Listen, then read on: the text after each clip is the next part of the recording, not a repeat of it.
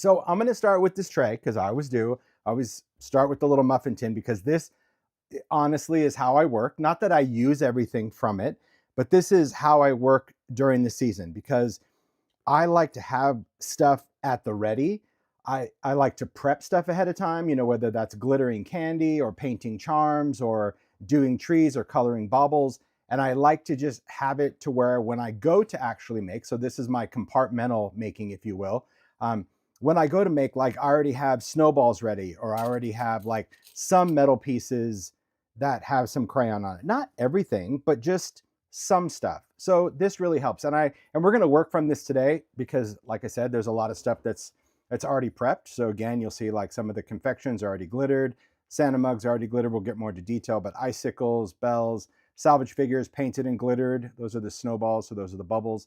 And I'll talk through some of this stuff throughout. Again, I don't know exactly what I'm going to do. Now, I will say that many of these items are retired now. They did not come back this Christmas, but as I tried to do before this live, I went on Google. I found that many retailers still had a lot of stuff in stock. I know Simon Says had some stuff in stock, like the pine cones. I absolutely love these. These are resin pine cones. And I just painted these, the little white paint, and add some glitter. We talked about this, I think, even during the ideology. And I don't know if there's like super sleuths out there, but this is the festive marquee. And I was talking during the ideology Christmas, how bad I wanted to bring these back and that we just couldn't afford to bring them back this year. They would just be too expensive because these are metal and they're very thick.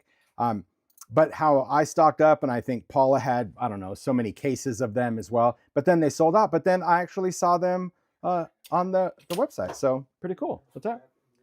Yeah, I have them. So just wanted to talk about, because I'll pull this in throughout, but I just wanted to just briefly talk about that. But the star of this particular live are going to be these guys, Santa mugs. And what I love about these, I'm a huge collector of vintage Santa mugs. I have an entire wall in the dining room devoted to Santa mugs, and now it started to spill over to other walls this year. There's just something about them. There's so many different varieties and styles, and it definitely has a nostalgic vibe for me. That's really what I love about that. But when it comes to kind of altering these, I wanted to share some ideas. Now, I shared a lot of these ideas during the hoopla last year. I'm going to go through it again because I think repetition is key for the creative mind. It certainly is for mine, because sometimes out of sight is out of mind. So some of this stuff will be redundant or a good refresher for a lot of you, but then I have some new ideas to share with you as well. So Santa mugs, if you're not familiar, these are from Idea-ology. These are made of resin. They are hand painted, so celebrate the imperfections because they are hand painted. They're very cute because you can do a lot of different things and you can alter them. Now, as they of course are a finished item. So if you just want something quick and simple and you like this because you want to make an ornament or tie it onto a gift or whatever, right out of the package, they're ready to go. But if you like to alter it a little bit more, there are ways to do it. And one style is creating a vintage vibe. So these are grunged up. So again, compared to like the clean, perfect one, these have a little bit of grunge on there. These are done with distress crayon. And again, I'll demo that. It's really quick, really simple how to do it. The difference is just the color of crayon, whether you want to go brown, which kind of gives it more of that warm tone overall, or go with gray. So it's grungy, but you're still getting those kind of true colors.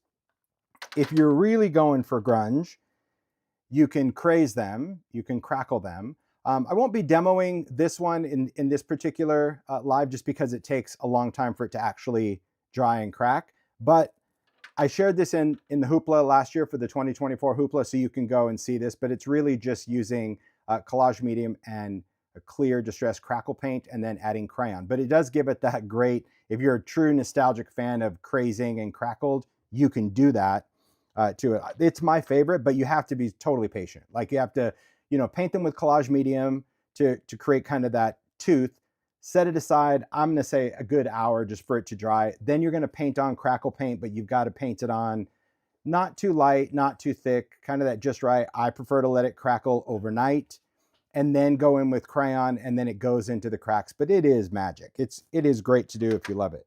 Then of course we have some sugary ones. So we're going to go through and talk about doing rock candy because I love that wintry sparkle. But one thing we had this year, of course, is a new type of rock candy, which is rock candy chunky. And of course, I love both because I just think that it creates a completely different, this is more sugary. This is definitely just vintage sparkle. Freaking love it.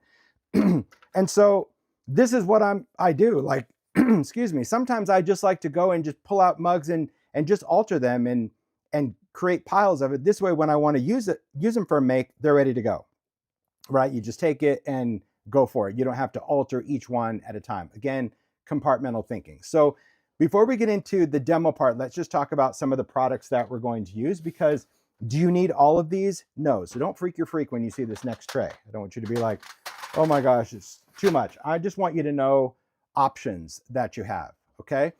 There's many things that we're going to use. I mentioned crayons. So crayons is one of the things that we're going to do for a really quick grunge.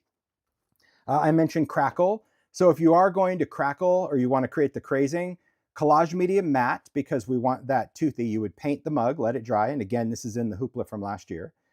Then you want to use crackle paint. It's very important that it's paint and not paste, because in the distress line, we have crackle paste and paint. You want the paint, it's thin.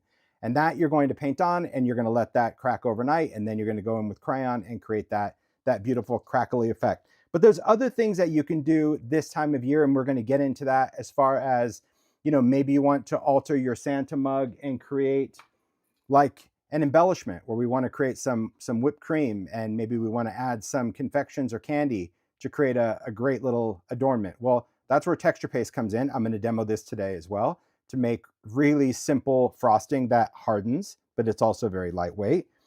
There's other things that are also a little bit festive, grit paste snowfall, if you want to add a little bit of like texture, but a little sparkle. This is a paste that's sparkly that you could add to the Santa beard or the hat or whatever you want.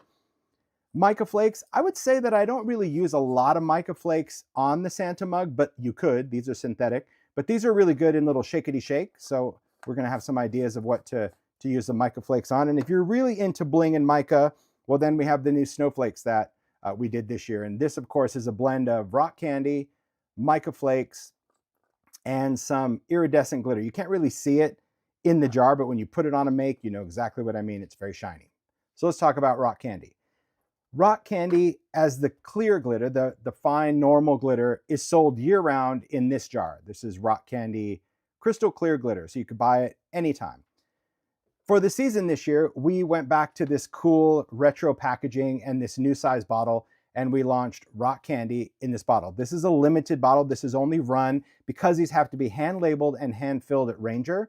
It's a seasonal product. So as of last month, they stopped production of these for the year, for the season. It will come back next season, but there are retailers that still have it. So if you love rock candy, and I'm telling you now, you'll see it at Valentine's Day and Easter, and because it's just such a clear glitter and you like this bottle and you haven't picked one up, or you need a backup, this is a time to check your retailers and get an extra bottle or two, unless you have enough to make it until the next season, because that was the deal. This was the new one, Chunky. Now, Chunky is not available in a jar, so this is the only way it is. So again, if you love Chunky, now's the time to stock up, because again, what's out at retailers is all the stock they will be getting, because it's sold. If you've used it, and many of you I know have used it on social, and you've actually experienced the magic of rock candy, one thing I really encourage you to do is create a mixture. One thing that I love on certain projects is the mix of chunky and clear. So I have, because I've used so much glitter, and see, I've even X'd this out so I know, and then I've even labeled it. This is my mixture one, where there's oftentimes, especially on trees or even detailed things, where I want the best of both worlds, meaning I don't want it to just be chunky, because this is, it's nice, it's really chunky, or I don't want it to just be light, but I want like a little bit, so, the dust sticks to some parts and the chunky part sticks to some parts. So I just create a mixture. Is there a ratio to it? No, I started out with like half and half, which is good. And of course I didn't use, I didn't fill up the whole container, but often if I'm using glitter on something and I happen to mix them accidentally, well, that's really what created this mixture jar. So if you have another container, just try that out. I think you might really like that, especially on things like woodland trees, because the dust gets in there and it adds more of that snowy, and then of course the bigger pieces of chunky add that reflective property. So just kind of think about that, because we're not making a mixture. Ranger's not going to make one, but you can do that. Then I just want to talk real quick about adhesives, because I figure if I talk about it at the beginning, then it won't be so confusing as to why I chose one. There is no right or wrong adhesive throughout this demo. I just choose ones that work best for me. At the end of the day, the best kind of adhesive when we're dealing with glitters is anything liquid. So I might use collage medium. That's if I want something really thick and I want it to build up and grab. I might use resist spray. Now I'm not going to actually spray it on. I'm going to actually pour this out and paint it on, because resist spray is very, very sticky. It's like a liquid glossy accent. So think of it as like the most fluid kind of adhesive, but I'm not a fan of like aerosol spray adhesives because they go everywhere and they don't stay wet long enough. So I'm going to use resist spray on things for adhesive. In fact, that's what I used on these, because it is the thinnest. So this way, when I paint over detail, it doesn't fill in the detail of the design. Meaning, if you used like a thick glue on this mug and just slopped it on, it would fill his eye sockets, his nostrils, all that with glue and glitter, and you don't get all of the detail or contour of something. So that's why I would use resist spray. And then occasionally I might use glossy accents, because I want something a little in between. I want it to grab, but I don't want it as thick as collage medium, so it's kind of in between. So if you're like, well, could I use this instead of this or this? The answer would be yes. If it's a liquid glue, you can use it. Just you kind of pick what you want to use. And then you're going to see that was the kind of grungy crayons that I talked about. So I just wanted to bring all of this in, because when I demo, it's off to the side and I'll just be grabbing that in. And I don't want to stop the creative flow for things. Okay. Now, one of the most exciting things about Santa mugs is always challenging myself for thinking of new things. So this year I was like, I need to think of some ways to use Santa mugs differently, because I absolutely love these. And so I searched for, well, many, many months, over 6 months, to try to find this idea that I had, which was a glass globe. Now, I knew I couldn't add this into idea-ology. It was just too late in the game. It was not just a smart thing. So I reached out to Heidi at Simon Says. I'm like, I have this idea. I'm not selling product. I'm not going to open a shop. If I give you the source, would you go and buy them? But you need to buy them in quantity to sell them. And she's like, yeah, let's go for it. So I found a glass globe that actually fits on the Santa mug to turn the Santa mug into a snow globe. Hey. All right, how cute. And I'm going to give you different ideas for this besides just one with a tree. But I just think it's a really cute idea for an ornament, for a table setting, for anything like that. Now, in addition to that, I'm like, well, you know, then I need 1-inch styrofoam balls, because I like them in bulk. In my craft stores, we have 2 here. They don't sell bags of these. You get like 1 or 2, and I'm like, I need this in bulk. And even though I love idea-ology trees, which I do, you need the tiniest tree possible. You actually need like half of this tree. And I'm like, and there's only 2 little woodlands. So if you have a way to find little trees, that'd be great. And in true Heidi style, she's like, not only am I going to do it and be able to sell it, but she even created a kit. So there's a kit available where I think you get like 2 Santa mugs, 2 styro, like you get 2 of everything to make 2 of them. But the biggest thing for me was bulk, which is what I got. I'm like, I want a 10-pack of those, a 10-pack of those, a 10-pack of trees. So if you have Santa mugs and you're looking to do something really fun and cute, that's just a great thing. And just a shout out, like, because I knew that it was a big ask to do it. And I love it. I think it's very, very cute. So we're going to demo this from start to finish, how to make it. And then when we get there, I'm going to show you a couple of other surprise ideas of what to do with this, because it's not just for trees. But I want to show all the tricks right now, not right out of the gate. Okay, so now that we have that, we good? Now that everyone knows where we're headed, let's go.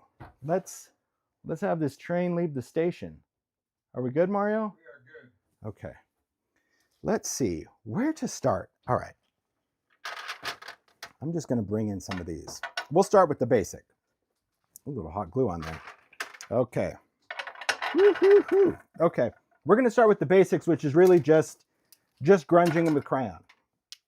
So I mentioned giving it an antique look. Very, very simple. Could you try other products? Yes. Keep in mind, whenever I demo, you can try whatever ideas you have. If you're like, could I use a glaze or a stain or a paint? You do you. I'm just showing you what I find works the best and the quickest for me, because that's what I like to use. A crayon is going to be a water reactive pigment. So it's going to be a pigment that's going to build up and stick into areas. But because it's water reactive, it's very forgiving. So it's going to allow me to lift color off. Unlike acrylic paint, that if you get too much paint on here and it dries, your Santa mug's done. Like, you can't take it back. This you can always take back with water. So that's why I like to use that. As far as brushes go, you can use any kind of brush. It could be a paint brush. I'm just going to use a distressed blending brush because I have dedicated brushes for grunging. You can see this is the brown one. And then I have a mini one for gray, okay? Because I use more brown, but I'm going to use a mini one for gray. And here's how easy it is. It's really a duh technique, but when you see it, it's cool. All right, so let's just take a mug. Let's pick a color. Let's do hickory smoke, because I think that's great. But you can do something like, if this is too dark a gray, you could go to pumice stone. If that's too dark, you could even go one lighter to lost shadow, but that's really, really light, okay? Take the crayon, scribble a little bit down on a mat. Whether you have a glass mat or a craft mat, it doesn't really matter. Just scribble some down because you're going to want a little backup color. Then you're going to take your mug and you're going to carefully apply some crayon. There you go, okay? You see how much thought we've already put into this? Take some water, spray it away from the color, not on the color, but just away. We just want some water there, okay? Then take your brush of choice. Again, I'm using gray, so I'm going with the mini brush. And what you're going to do is you're going to dip the brush in some water. You're going to pick up that pigment, because see, it's water reactive, and we're just going to start mixing that around. Now, why did I put some onto the mug? Well, because I want some actually darker and built up, and you can see that the brush just re-wets that crayon and moves it around. So do you have to color directly on the mug? No. Do you have to scribble on the glass? No. You can do either or. I like both, just for the reason I explained. So back here, again, let me find the right color. Carefully. I just say that jokingly because as makers, man, so many people get in their head. They're like, oh, I'm going to ruin it. How much do I add? I just told you how forgiving it is. You don't have to worry about that. We can do all the takesies, backsies we want on this color medium. So the brush is just pushing that color in. Now, if you want more color somewhere, well, you could reapply. Nothing wrong with that. So if you're like, hey, I want a little bit more shadow, like right under his hat, you can put that in there. Easy, okay? But we're not done yet. We're just putting the shadow in there. Again, if you've ever done antiquing, you kind of get where we're going. You gotta make it pretty dirty, and then you gotta remove what you don't want. So this is what we have right now. It's kind of messy. You're going to take a paper towel. I prefer a paper towel than a baby wipe, because a baby wipe is just too wet and you're going to wipe off everything. So take a dry paper towel, give it just a mist of water so it's just slightly damp, and then you're going to just dab over this and see how it removes and goes right back to that white color, but it leaves the crayon in the grooves. So there you go. And you can do this as much as you want. So see, if you don't want all that gray, you're just wiping it off. But you're leaving all that color wherever you want it to be. And so this just gives you more control. You can also just use your fingers. So see, just using the pads of your finger. It doesn't take it down to white though, it just softens the color, and then you could go in and bring it down to white. See how easy that is? So simple. And once crayons dry, they are not sensitive to the touch like they were right now when they were wet. They're still water reactive, meaning if you lick it or if you wet it, it will react, but just by the touch, once this dries, which should only take about maybe 10 or 15 minutes, then when you touch it, it will not come off, okay? So there you go. How simple is that? Cool, vintage, love that. Okay, let's do one in brown. Okay, little brown, and we're going to add some right there. There we go. Carefully applied the brown. You're right, always remember, do not lick your art. Okay, I'm going to a different brush because I like just to have dedicated grunge brushes, but you could clean your brush out. You know, it would clean out with water, but you can see I've had, my gosh, this is a grunge brush for the ages. There we go, bigger one. So why a big brush, why a small brush? It really doesn't matter. I actually prefer the small brush for this project because you see how like this big brush isn't catching these little things as much. It just takes a little bit more work in there. That's all, it's not a problem. Just gonna grunge it up. See, simple, simple. So if you wanted to have any kind of of color or antiquing, this is such an easy way to do it because you don't have to worry. See how it just created a whole vintage look though? See how this Santa just has that kind of like a sepia tone because of the brown? That's why you would choose one crayon over the other. Same rules apply. Paper towel, mist with water, and just go in and reveal. Simple. Couldn't be easier. Okay.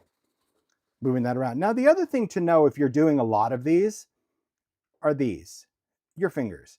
If you're doing a lot of mugs because maybe you are compartmental making, you're like, I'm going to do 10 of them, I would encourage you to wash your hands occasionally, because if you get so much crayon on there and you're trying to clean this off, but now you're touching it again with the dirty finger, you're just reapplying. So just keep that in mind. These aren't that dirty right now, but that is just one tip when you're making a lot that you're like, man, this really isn't coming off. It's because you are taking it off, but then you're putting it back on with your dirty fingers.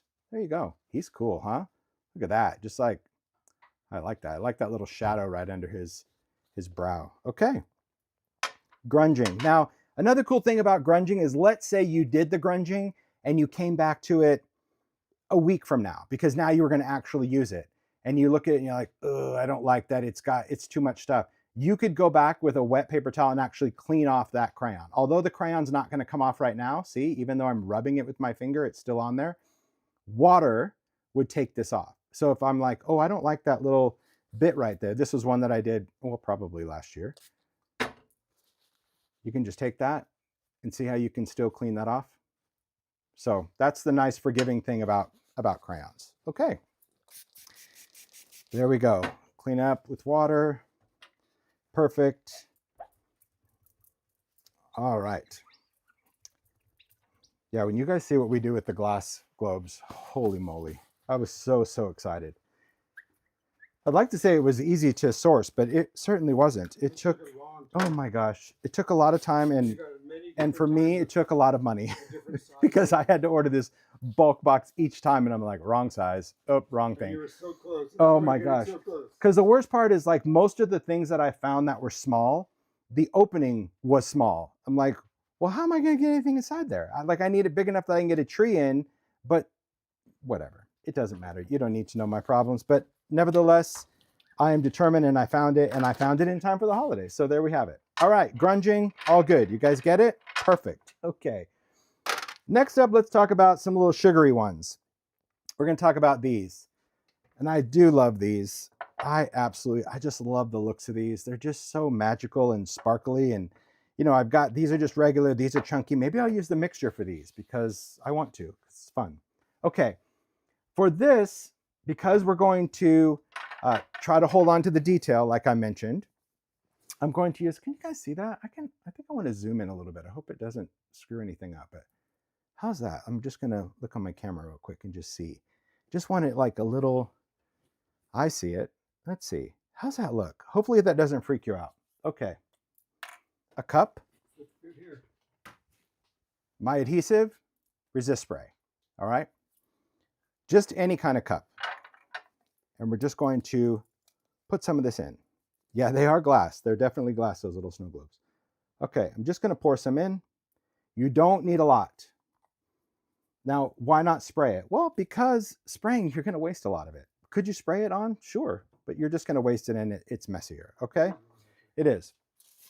So here's what I'm going to, you can work on a piece of wax paper, a craft sheet, anything that you want, but let's get these supplies ready for how we do it. So as I mentioned, resist spray is our glue. I'll kind of keep that in frame a little bit in case people ask again. A brush, whatever kind of paintbrush you want to use. I just use something flat and small, but it could be whatever brush you're comfortable using. You're going to use your glitter of choice, and as I mentioned, let's do some with the mixture. That'll be fun to do. Then we're going to use the container, all right? A container that I can dump glitter in and dump it back in. That could be whatever container you want to use. It could be a big plastic container, a tray, a cardboard box, whatever you want to do. This is just something that I want to work on, and I just prefer this. And you're going to see that 90% of the time I pour everywhere else except in the container. But you know what? I'm okay with that. Now for this, I want to have my glitter at the ready. So I'm going to use, apply, use, apply. Resist spray dries very quick. So you don't need to do everything at one time. Could you? I suppose it depends on where you live. We live in Arizona, it's dry here. So I always know that if I'm trying to apply adhesive, I need to work in sections, because if you go on to, is it possible to glitter the vintage Santa with crayon on it? That is a great question. And the answer is maybe. I would say that you could if you probably sprayed the resist spray on versus brushing it on, because when crayon gets wet, it doesn't move unless you move it. So could you glitter them? Yes, you could take resist spray and actually spray it on and then put the glitter on and the crayon would stay. But because I'm painting it on, if this was crayon and I paint across it, that crayon is going to move. But it may not move too much. It may still actually add to the grunge. I would say try that. If you really want a grungy sparkly, I'll try it on this. Heck, I don't care. Let's do one. But just remind me it's over here. We'll start with the normal one and then I'll glitter the grunge. Who knows? You don't know until you do it, right? I am that 5-year-old. You guys ask the questions, I ask the questions and then do it before I figure out the answer, which is not always the best thing to do. Right, Mario? Yeah, but you try everything. I try everything. I'm the 5-year-old. Okay, here we go. So I'm just going to hold the mug like with my thumb inside and I hold it this way just because I don't want to touch the outside. I'm just dipping my brush in resist spray. You can see how it's like that bluish, weirdish color. That's good. It's just good to know so you know where you have it. Now see how it immediately fills in the sockets? Not what we want. That's why we're using resist spray. So what I'm going to do is I just want to paint it. I'm going to kind of do this half and half. So I'm going to paint like one half of the Santa mug, glitter it, and then paint the other. Okay, so that puddle, I'm making sure that I work that puddle out. And don't worry if you get a couple little bubbles in there, they'll pop, they won't matter. But if you see a big pool of resist spray, you want to work that pool out with the brush. And notice I didn't have to go back in and get more. And I'm going over the same areas a couple times. One, because I want to make sure it's wet, because it already starts drying on contact. And two, I just want to make sure that I've kind of hit every area, like especially inside this little handle. Then take your glitter and pour. And I just pour it around, pour it on the inside, pour it over the face. And remember, this is the mixture one. All right, shakety shake. And that's what we have. Look at that. Oh, he's magical. See, he's already just great because, I mean, I've looked at this glitter enough to know that you see how I've got chunky stuff, but then I have that soft dusting. Whereas like chunky is all chunky. See the difference? It's just different.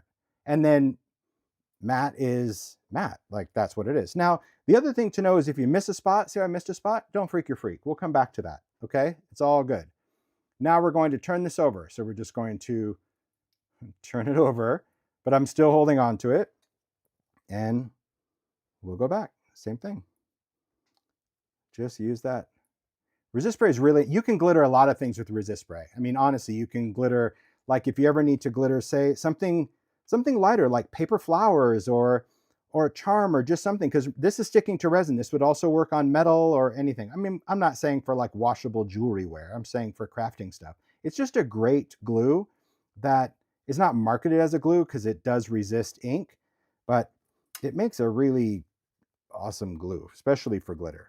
Kind of my most favorite because it's just so light and it's, man, it's sticky as can be. Okay, and it will dry totally clear. So see here where this is where I was brushing on the glue, but I hit the glitter that was already glittered. You just push it into place. It'll dry totally clear, or you can wipe it off and redo it. Okay, now I'm going to talk about this little piece up here, this little part that I didn't do. I would leave it. I won't for the sake of the demo, but personally I would leave it because I love that it's worn off. But I'm just going to take that brush and just lightly touch it and then just pour some glitter on. Now, the thing to know about how I'm applying the glitter, notice that when I'm glittering this, I'm pouring it on over a tray. And you might be like, oh, well, why don't you just like put it in there and shake it around? Because glitter has more reflective properties if it can land at different angles. If glitter was flat, like if you press this down, you would really lose the sparkle of glitter because it's just these little pieces of plastic that reflect the light. So what makes it twinkle is that some pieces land this way, some land this way, some land this way. They land all different ways in that wet glue, and that's how we want it to dry, right? Simple enough. So just saw the question. I use glossy accents. Does it make a difference? Nope, just like at the beginning. It's whatever glue you prefer.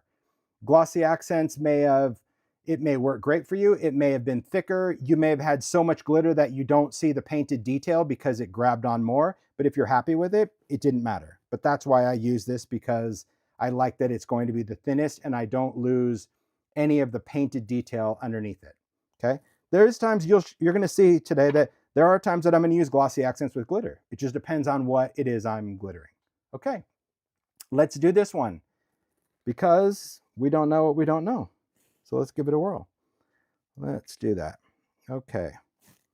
Would distressing the glitter make yellow snow? I would imagine if you used yellow, it would. If you use brown, it would make it vintage. Yeah, you could ink it if you wanted to. I don't know it would hold the ink well, but you could certainly give it a whirl. It would look like dirty snow for sure. All right. So far, so good. I can already see that brown is kind of moving around, but that's okay. This one I'm kind of dabbing versus brushing because I know I'm going over that crayon. Because it's so sensitive, but that's okay. If I'm just dabbing, I'm not bothered by this actually. But if I was painting, then it would be like sweeping a floor. You would essentially clean all of that off. But so far, so good. Let's put that on. Glittery and grunge. Ooh, look at that. That's nice. I'll hold them side by side in a second, but I've got to let's just do the other side. Fun. Okay, dab, dab, dab. A little bit more, and I'm just getting I'm dabbing my brush on the paper this time because, again, I know that I'm going over crayon, and if I flood this, it's going to be harder to move around, and I think the more liquid that sits on that crayon, the more it's going to try to wash that crayon away, and I don't want to. I want it to stay there. This is a surprising result. I love that someone suggested that. There we go. Glitter and grunge. Okay. There we have it. There's our grungy one. Cool. He's great. And then this was the other one. Oh, see the difference? It's so good, because to me, the difference is in the shadow. That's what I love about the grunging, because the grunging gets in all that little area, and I just absolutely love the whole idea of that. Beautiful, beautiful, beautiful. Yeah, they're both winners. So good. Okay.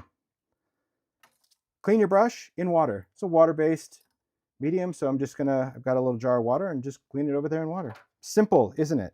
Now clean off your fingers, same thing, water, or if you have a baby wipe, just clean that off. And that'll clean the resist spray and the glitter off your hands. Thanks for those, Mario.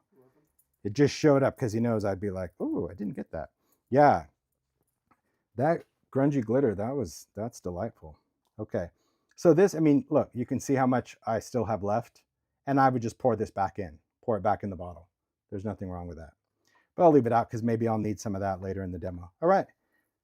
Just gonna pour this back. Easy enough.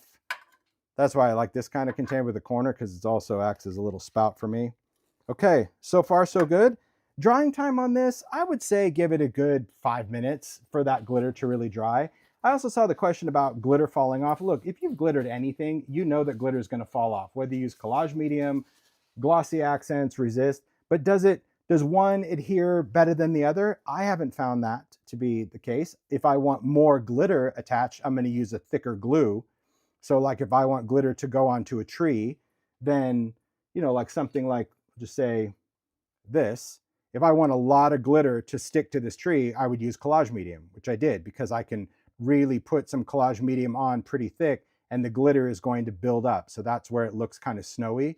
And you could see like this tree is, it's just pretty rigid because that's what I used. But I think it just has to do with ultimately what your end result needs to be. Okay, how do we do? I did all right? I did all right? All right, let's do some snow globey stuff. I'm just gonna move this stuff off to the side.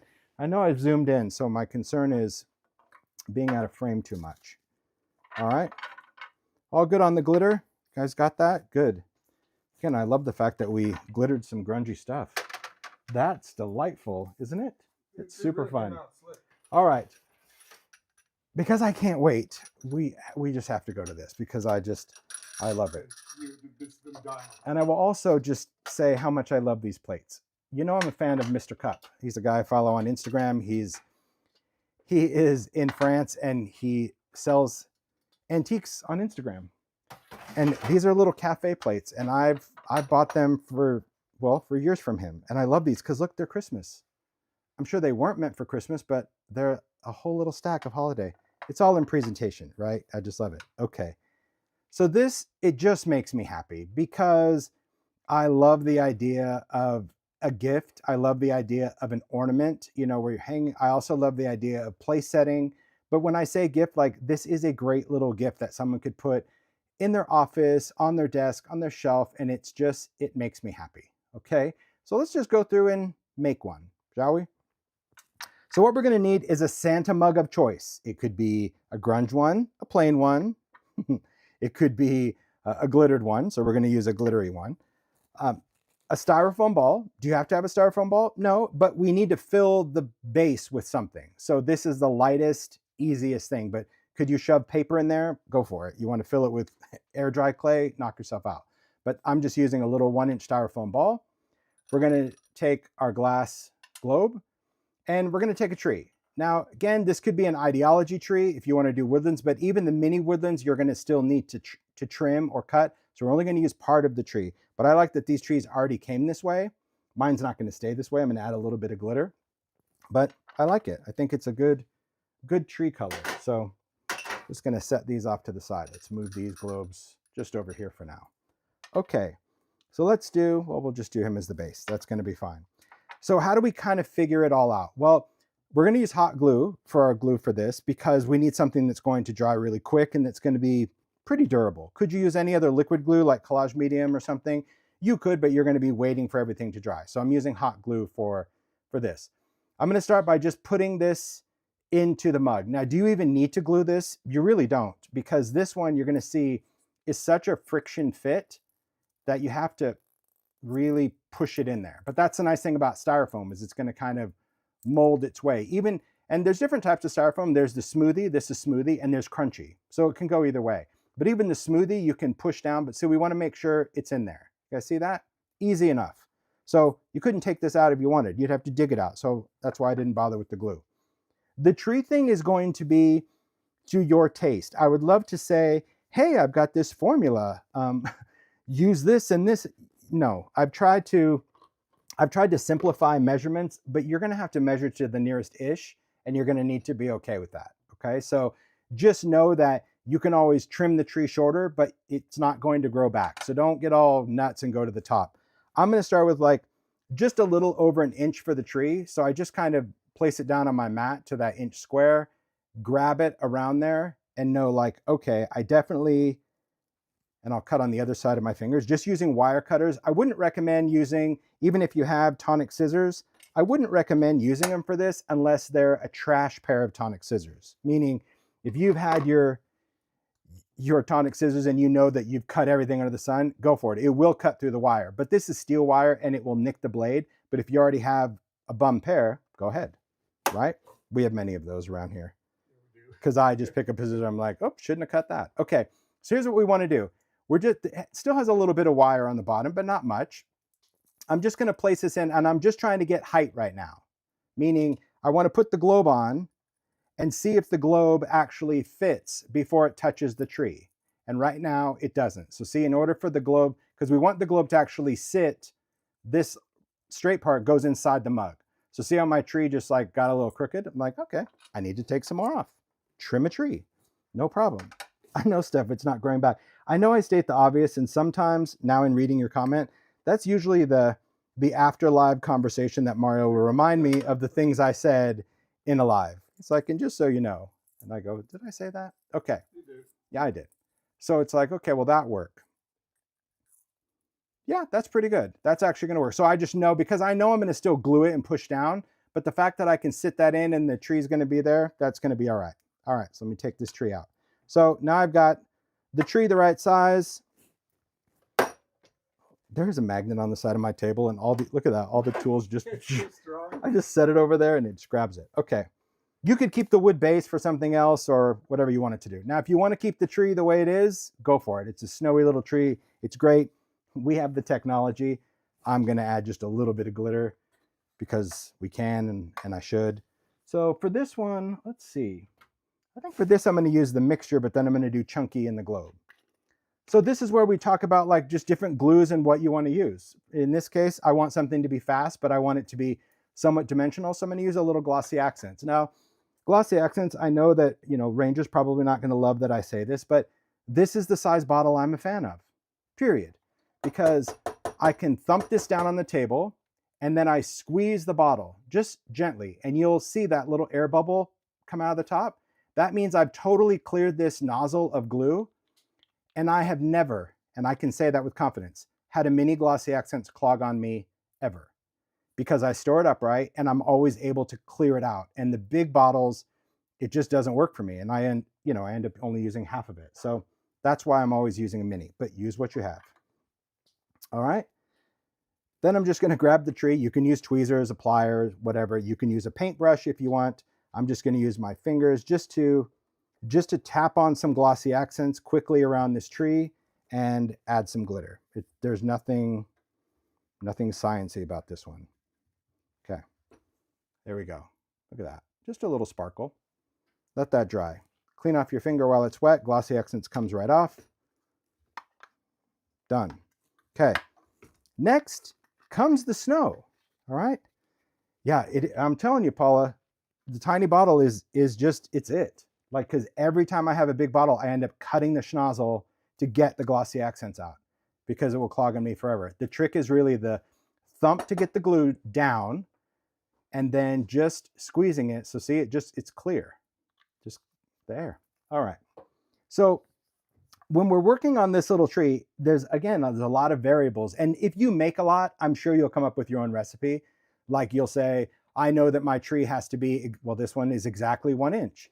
When you add the snow, you'll say, oh, I need like a half a teaspoon of glitter for my snow. Because when you put the glitter in, you have to account for the fact that the glitter is going to like fill up from down here up into the globe. And so you need to decide like, okay, how much glitter do I want in there? Because if you put too much and you seal it, you could end up having like just a little bit of the tree showing. So do I have a trick to this? No, other than I just eyeball it. So I'm going to take some glitter. I'm going to just go with chunky because I want to. Just use a little bit of chunky. And let's just see. So all I do is I just add some glitter. And I know there's going to be a tree, which I know that's going to take up some space. But I put the mug on that. I flip it over and I just get a visual to be like, okay, how much glitter is there? Well, that's pretty good. And with the tree, I think I'm going to like that. But if you wanted a little bit more, you can put a little bit more. If you want a little less, do a little less. And look, at the end of the day, you'll see when we do it, if you put too much glitter in, you can take off the globe. I'll show you how to do that. Like hot glue is also forgiving on glass, which is nice. Okay. So there's our little globe. I also just like to use another Santa mug just to hold that. Is that still? Oh yeah, we're in there. Okay. So I just used chunky. Why? Just because. Could you have used the mixture? Sure. Could you have used small? Yes. Mica? Yes. Snowflakes? Yes. You could add this because I think the kit actually comes with a little jar of snowflakes. So it's a very cute little jar that we didn't sell. It was just for kits. But yeah, you can put that in because this is like the whole combination of everything. It's kind of an all-in-one. You can use shaker beads. Do whatever you want. Okay. Ready to go? Like, see, it's super easy. Hot glue. We're going to take hot glue. We're going to put a little blobular there, like that. See that little blobular? So more than a dot, because what I want to do is I want to take my tree and I want to place it into that blob, but I also want to make sure that it's kind of away from the edge, and I want to press it into the blob. Why? Because a little dot, like I don't want my tree to come loose, right? Once you build this, if you only use like a little tiny dot and the tree comes off, now you have a little shaker tree in there moving around, and I don't want that. So a blob just means when the tree hits it, I imagine that glue spreading out underneath and grabbing all of these bristles and everything. So see, it's just stronger, okay? And I pushed down because I already knew the height issue and I didn't want it to be good. So blobular is good, okay? Then we're going to add this. So we're just going to glue it on with hot glue. And don't freak out about this. It really is super forgiving when you're doing it. Get yourself a good glue gun. I can't say this enough. If you watch the Halloween class, you know I talked about this glue gun. You see the tip of this glue gun? So like back here, I would say like where the silver is would be your typical glue gun tip. This detail one has that extra little brass thing, and it's so tiny. The glue takes a little longer to come out, of course, because it's just a small amount, but it gives you so much more control in where the glue goes. So if you don't like hot glue, it's probably because you don't have a good glue gun, would be my guess, because I've had cheap glue guns and they're a mess. You do it, it goes everywhere. I see Kathy Zilski, I'll attest to it, because she's like, you made me get a glue gun. I didn't think I needed one, but when you have it, you know. So this, I'm just squeezing some around the edge, the inside edge of that mug. Do I need a full solid ring? I do not, okay? Set this down, take the globe, again, mug to the dome, push in, and give it just a little twist until it stops. That's why I didn't need glue all the way around, because as soon as I push this in and turn it, it spreads the glue, and then there is my little snowy Santa mug. So let's say, because now it's done, let's say you're like, ooh, I do not like that. That's in a blizzard. Okay, here's what we do. Turn it back upside down. Give this a twist again. Keep twisting. Oh, look at that. Dome off. Hot glue here. Peel off any little excess gluage. Remove the snow. Call the snow removal service. This is where this jar comes in, because yes, I know it's just chunky, but this is why I have one, because like I just put it in the mix pot. Okay, let's get rid of a little snow. There we go. I think that's a little too much. I probably will end up figuring out some measurement, because, well, it kind of bothers me that I have to add and subtract. But I also wanted to show you in the case of the demo, because when I made my samples, I did rip off the globe a few times, because I was like, oh, I don't like that. I don't like that. And I think just a lot of factors, like how much tree is there, how close the styrofoam ball is to the surface. So same rules apply. A little hot glue, a little hot glue. And see, like, I'm just using the glue gun the way it's intended. I'm not trying to be a contortionist and turn my hand around it. Like when I use the hot glue, I'm not doing this over my hand where I can't see. Only put it where you can see it. Give it that little twist. Ah, that's better. Look at that. How cute is that? You're getting a little reflection from the ring light, but I assure you that little tree goes to the top of the globe. Cute. Now, if you want to embellish it, there's many, many ways that you can embellish. So we're going to go back to that little tray of happy. Just set this over here. Glitter. I never worry about rock candy, even though I know some people absolutely hate glitter. Rock candy never becomes airborne. So all that glitter, it falls right to the table and you can just scoop it off. I work on my glass mat, so I'm going to put like this piece of paper right under that little rise of the mat and just dust it right off in there. You can save it or trash it. Okay, embellishments. Let's go back to this just so you can see embellishment ideas of what you have. You can use these little charms. So these are idea-ology. These are these little plaques and tags. So there's all these little metal embellishments, little holes, little charms, little words. So in here I've got joyful, aw, a star, there's a little 25. And I like the fact that I can add a little white crayon into that just to give it a little look. So let's do that. I'll just do this with a star just to show you. We'll use joyful on him because he is joyful. But other things like maybe you have some bells. You have a tiny bell. Tie a little bell on there. You could do a tiny bell. Maybe you have some other charms. Maybe there's snowflake charms that you want to use. Anything could be a little embellishment, and you don't have to embellish it. But I think having one is cute. Okay, let's do a little distressing. We're going to take a white crayon. You could do this with white paint. You've probably seen it done a million times using paint, but crayon, it's quicker. And it just gives, I think, a more built-up look. So I carefully scribble the crayon onto that metal and use my finger and just start working that crayon in. You're just smudging it with your fingers. So I'm pushing it around like where I want it to go, and I'm wearing off where I have too much. And you could use a brush for this, you know, if it's too small, but see, like, it's the perfect little worn, weathered white embellishment. That's it. Done. I agree, Paula. That is the reason we did it, because they are perfect. Sometimes you want just a little word or a little charm for something. Okay? That's my favorite part. Well, because I say that and just because really so many times we just get in our head. Baker's twine.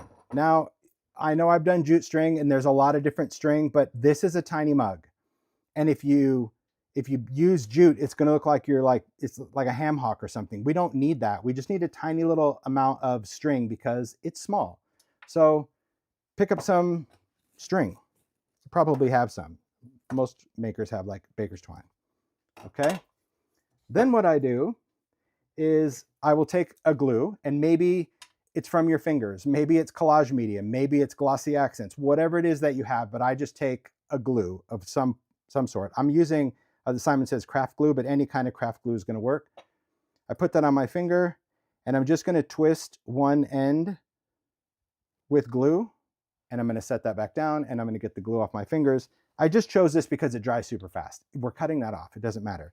But we need a way to thread the string. Okay, so what I'm going to do, take my mug, put my string through. Let's pick this up.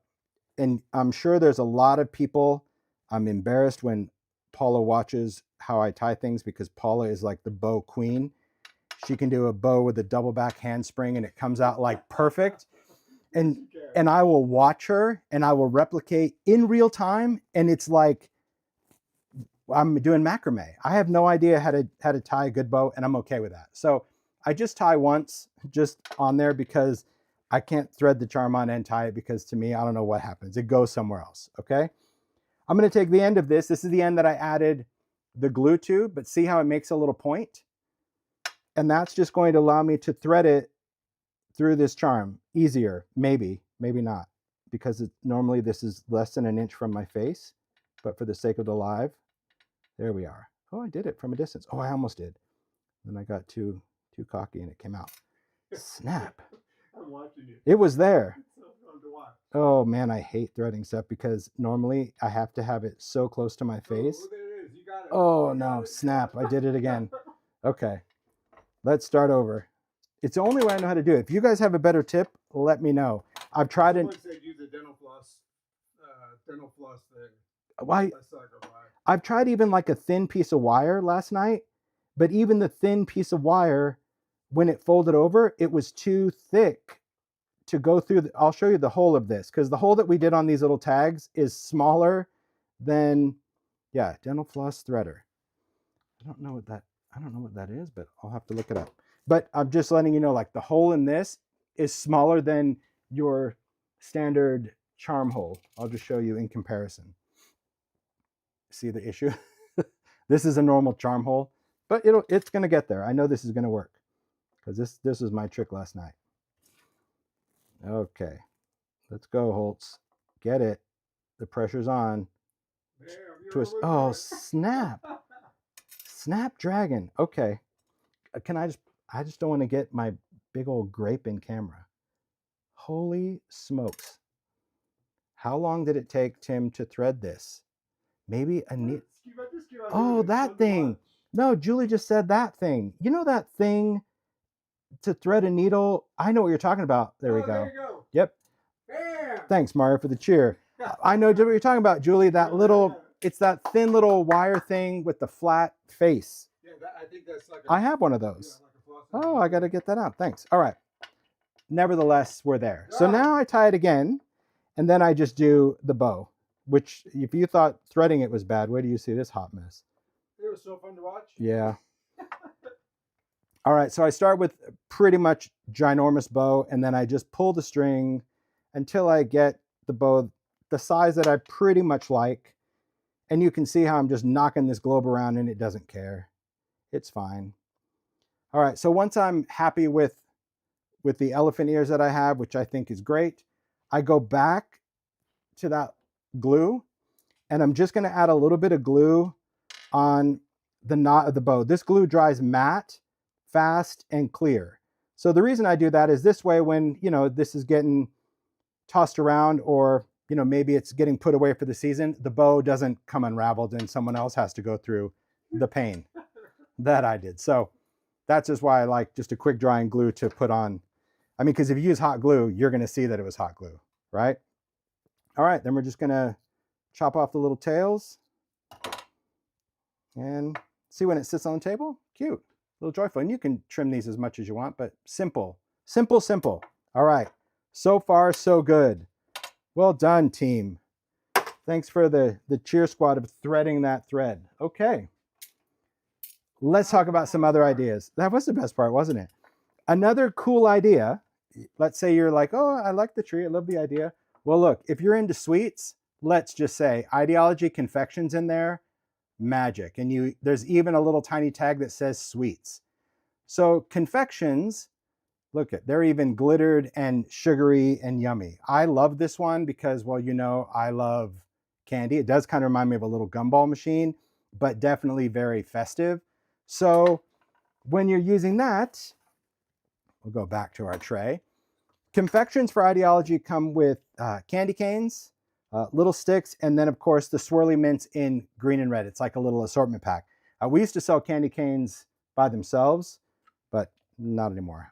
I miss that. But I have seen some packages and I've managed to grab a bunch of them because I use candy canes probably more than anything, but just for, you know, just the way things are now, it's just better. For the brand that we have a mix pack. But if you can find packs of candy canes still and you like candy canes, because these are great for, well, you'll see when we just put the candy cane in the mug, it is nice to have just a pack of them. So I've stocked up. Where did I even hid a vial? I have a vial of them, but I hid them some. Oh, they're laying down over there. I just like them. They're fun. Okay, so the mints. They don't come sugared, so I'm just trying to go through my tray to show you. Here we go. Thanks. Oh yeah. Thanks, Mario. See, it's like in case of emergency, break glass. I just like a lot of candy canes. So I have a stash of them. But this is what the confections look like. They are clay. So these can even be cut if you want. Same with these. You can cut them short. But I just think there's something about when you add that little bit of rock candy and make them sugary. It's really good. So I say they can be cut because let's say you wanted to put these on a card. You're a card maker and you're like, you know what? I like the confections, but hello, this is a chunk. It's like putting a spare tire on my car. Get yourself a blade and be very careful, but just a straight edge blade. Place it down on the edge and take that straight edge blade and slice it, just like you would slice like polymer clay or cheese or butter. Just push it down. I wouldn't try to cut the mint in half with scissors because it's going to be kind of jagged, but a straight edge blade will still cut this and you could get actually two halves, but they're still rounded. Because these aren't just normal chopped things. If you guys knew what I went through with the factory for these, it's crazy. It is cut out of clay like a cane, a slice, but then they go in and use their fingers to round the edges a little bit because I wanted them to look more roundy like mints. But they're great to slice and then glue on, okay? So to glitter these, super simple. I'm gonna take out some that are already glittered because that's what I wanna use, but I'll show you how to glitter it. We've done that a dozen times, but it's super easy. Again, if you saw the Halloween class I did with Simon Says, we did that as well. Glitter, I mean, when it comes to rock candy, I mean, I say glitter, but I really mean sugar. Sugar, all the things, because if you have a sweet tooth, it just, especially during the holidays, it adds a whole different magical vibe to it. So this one, again, could we use resist spray? Yes, but I'm gonna use glossy accents because there is no detail. So, and I want it to be probably a little thicker. So let's take the glossy accents, put a little bit down. See, every time. Perfect, perfect. Put a little bit there. It's worth it. Okay. Then, get a little can. For rock candy, for sugary sweets, I really just like using just the fine, because I mean, I want it to be dusted like sugar. So that's what it's all about. This one, it just takes some practice. And once you get the hang of it, you get the hang of it. I chose a couple pieces because you need to see like repetition does matter. For this one, we do actually start with a glitter bath. So we're just taking some, this is just clear rock candy, just the clear, not the chunky. We put some in a container and you have some glossy accents. I probably want more because I'm going to do 3 pieces just so you have it, because you don't want to have to get more later. A little squeeze, put out the air. Okay, you ready? Mind frame, you can see it? Okay, it's super easy. Take your finger, pick this up, take all 4 fingers, then drop it, shake it. Tap your finger, pick this up, If you don't feel it slip and slide, you don't have enough. It needs to slide around your fingers, drop it, shakety shake. Pick some up, pick it up with that slimy, drop it in, shakety shake. This, clean your fingers. Clean it while it's wet, and then it's fine. If you don't clean it while it's wet, then you just have to scrub it off because glossy accents will dry glossy on your fingertips, and you'll have these shiny fingertips that have no sensitivity at all. All right? Then we're just going to take them out of the glitter. I just happen to use a little spoon, this little idea-ology silverware spoon. I just like that because it allows me to take that out without completely coating my hand in glitter. But maybe you have a little strainer or whatever. But I'll admit, this little spoon is also just adorable to just give with a Santa mug, especially if you did one with the little, because we're going to make this one too. But yeah, you do a little whipped cream and then you just give them a little spoon. It's just cute. Okay. Moving on. Let's put this back. See, amazing how much sparkle we're using, and it's just staying pretty good. Get yourself a little square pan with a corner. It's nice. Handy for the candy. Okay. So now we've got some little candy. How do we do this? Exactly the same as we did before. We're going to take a mug. Let's see. Let's do the vintage one because I want to save this one for the whipped cream because he really has become a favorite. Just love that idea. Let's take this other one. This is the one we just did. But see that little mix and match? Now that it's dry, you can appreciate the mixture. I'm just telling you, like, make a mixture. It doesn't have to be in this container. Maybe you have another container, but I'm telling you, it is, in my opinion, the actual sugary magic. The sparkle shows up really good. It's just different because you're getting that little dust of rock candy and you're getting that big bling of chunky. Woohoo! Okay. So we're going to need a styrofoam ball. So same thing. There you go. It's in there. We're going to take a glass globe and you're just going to fill it with mints. So if you're a polymer clay person, you can make your own mints. I am not. I've tried. I remember my Ben Franklin days when I tried doing polymer clay. It's hard. It's well, like anything else. I mean, if you hone in on the skill a bit, it's good. And then I'm just going to see if I have enough because I want to make sure that fits, but I also want to make sure I got a little movement in there. That's good. 1 or 2. Let's see how many we used.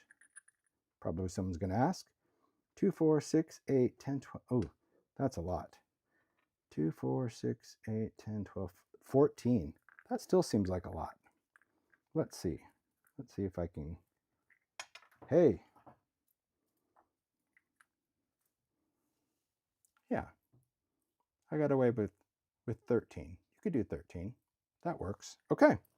Once it's ready to go, same thing. I don't need to do anything else. There's no tree going on. We already know how we add it. I'm just going to add that hot glue around the edge. This time I've got like total circumference because I don't have the tree. So same thing, put that in all the way down, little tiny twist until it stops. If you keep going, then you just removed it. There you have it. Isn't that great? Awesome. So cute, simple. And then we can do what we do. We tie on the string. We're not going to go there again. We could tie on a string. We can tie on a bell. We can just do so many things. I think if you're doing the string tying, maybe a glass of wine and string tie would be great because it just kind of, steady your nerves too. But it's just cute. I think it's fun. And there's a lot of other options. If you're like, you know what, I don't want to put, 13 pieces of candy in there. Get creative. You can look at the craft store, especially like in the, they have holiday sprinkles. You can put holiday sprinkles in there. They're pretty much made out of junk anyway, so I don't think that they're going to go bad inside that glass. So you could even fill it with regular sprinkles, right? They have clay sprinkles that you can do as well. Just something different. All right. Speaking of something different, you know how my brain just goes on a tangent when I have ideas where it's like, okay, the tree is good, but it's like, what else can I do? What else can I do? And anyone that knows me knows that I love 2 things around the holidays: lights and remote controls. Now this one doesn't have a remote control, but I'm like, I need to light this thing up. So I wanted to create something magical. I wanted to create a beautiful Snowball snow globe that just uses a balloon light. So this one is a cool light, so not yellow, otherwise it's going to look like yellow snow. You drop it in, You put this on top and it is just it's the most beautiful glow, and it just sits there. We don't glue it on. It'll just sit there. You can use it again on your table. You can use it for a holiday cocktail party. It could still be an ornament, because if you wanted to tack it, you could do some putty or maybe some, repositionable tape, because you'll want to be able to take this off to turn off the light, because It looks like those old style soft. They're like those Snowball They were kind lights. of soft, Yeah, squeezy. they're like the Snowball lights. Yeah. So you can insert that same plastic tab which splits the battery, and that turns it off. That's really wise, because you're going to want to replace the light. So that's what I was saying. If you wanted to hang that, it's really easy to do. So this one, I added a sparkly little snowflake. These are old Idea-ology. I miss these. We have snowflake charms this year, but the old school ones, if you had them, remember they had these little crystals? Ooh, I love those. So yeah, and this just, it will always sit with the light facing up. Like just when you throw it in, it just does it. So, well, you just shake it. There you go. But see, you can't really tell from that light, but that you can. It just lights up in just the most beautiful winter blue, and I just think people would enjoy getting this. Now, I have tried to take this to the next level. If you're like, oh, what if you put a tree in there? Could you light up? It just doesn't work. The tree totally blocks the light, and it just didn't work. But I did try. But I love this idea. It also reminds me of kind of the New Year's ball, but I love that snowball. So let's do that. Let's show you how to make, let's make the snowball, okay? Really, this one's really easy. Take the glass, move these out of the way. There's our little light up. Let's put it in the little, oh, it won't stay like that. I want it to be dark so you can see it. Oh, it does show up nice. Yeah, it shows up really nice. Okay. So what I wanted for this, because I actually wanted this to be really thick. You see how thick this is? So we already know a couple of things, that if we want thicker glitter, we need a thicker glue, correct? So glossy accents could be a candidate. The other one could be collage medium. Now, but because I want this to be as translucent and sparkly as possible, collage medium will dry matte and will be frosted. So could you use it if this is what you had? Absolutely, it would do it. It's just that in between, wherever their glitter is not heavy, it would look a little frosted. Not horrible at all, just frosted. For this, I wanted it to be like crystal clear, like glass, so I chose glossy accents. But again, either one of these would work well. I wouldn't recommend using the resist spray, because we want to build this up. We're actually going to put 2 layers of glitter on this, just so you get the idea. All right? Easy, easy. So for this, as you can imagine, I used the mixture because I wanted it to be chunkier in some areas and lighter in others. And all we're going to do is take our glossy accents. We're going to take a paintbrush. So we can use a big brush, a small brush, it really doesn't matter. For this one, I think I'm going to use a bigger brush, because I want to cover a little bit more surface faster. Okay, let's put that, look at that. Put that little snow on there. Okay, I got that, I got that, I got that. I need my tin. Perfect. I'm always looking back just to make sure I stay in frame. Excellent. I tried that as well, Tammy. I tried the acetate, and you could put the acetate in there, but if we're talking about the tree still, the tree is in the way. So that's what it was. I mean, I did say like, oh, I wanted to light something up. So if you didn't want to make a snowball and you just wanted clear glitter in there, then yes, you could cut a piece of acetate. I actually used, if you want to know, I used the Vault Rosette circle. The smallest circle is actually the same size as this. I cut it from Duralar, and it fit this perfectly. So if you were looking for a die and you have the Vault Rosette die, that fits over there. And so I did that, and I put glitter in there, but it still didn't give me the look of the glitter being on the outside. But give it a whirl. Try it out. Okay. So for this, what we want to do is we don't really want glitter on this bottom neck, because remember, we want it to fit in the Santa mug. And this is pretty much, I mean, you have a little bit of play, but it's a pretty perfect fit. So just try to avoid it. I didn't mask it off. I didn't do any of that. I just held it, and I figured if my finger's there, it'll be in the way. So I'm just going to take a brush.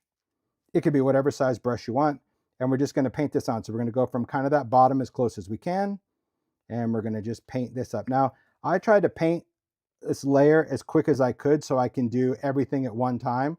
So just work pretty quick and be pretty generous with this.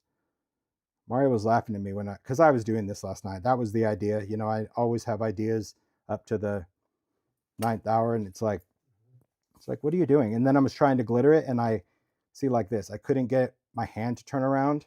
So I had glitter all over the table, down my elbow, because I was just trying to like be a contortionist. Okay. So we cover this whole thing. Beautiful. There you go. So could you be done with one layer? Yes. But do 2 layers look better? Yes, to me. So this one needs to dry.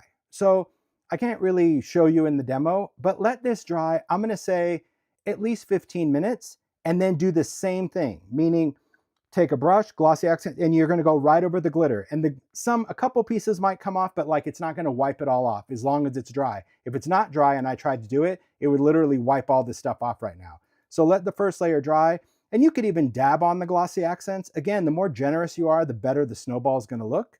And then you just coat another layer. You could do as many layers as you want because it just creates really that beautiful icy finish. That's it. That's like, duh, right? Simple, but cute and fun. So if you like things that light up for the holidays, that's it for me. I love that idea.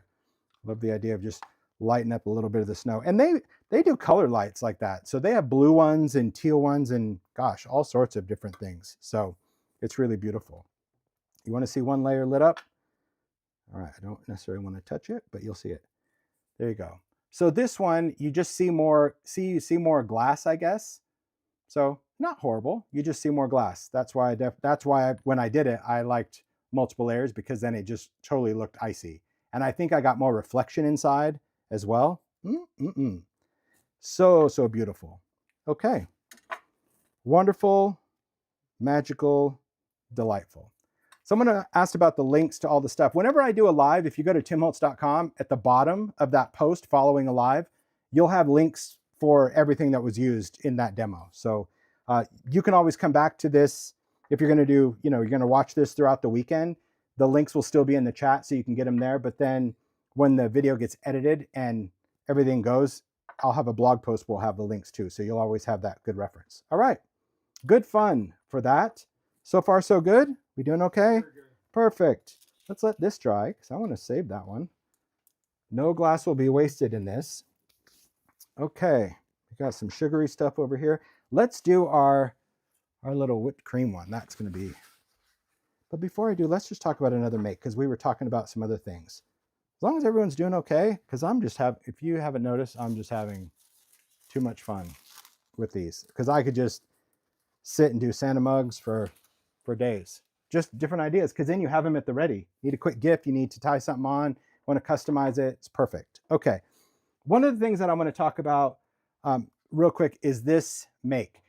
If you were part of the Halloween Curio class, thanks, I hope you had fun. We sure had a blast doing this. I showed this make at the end of that class.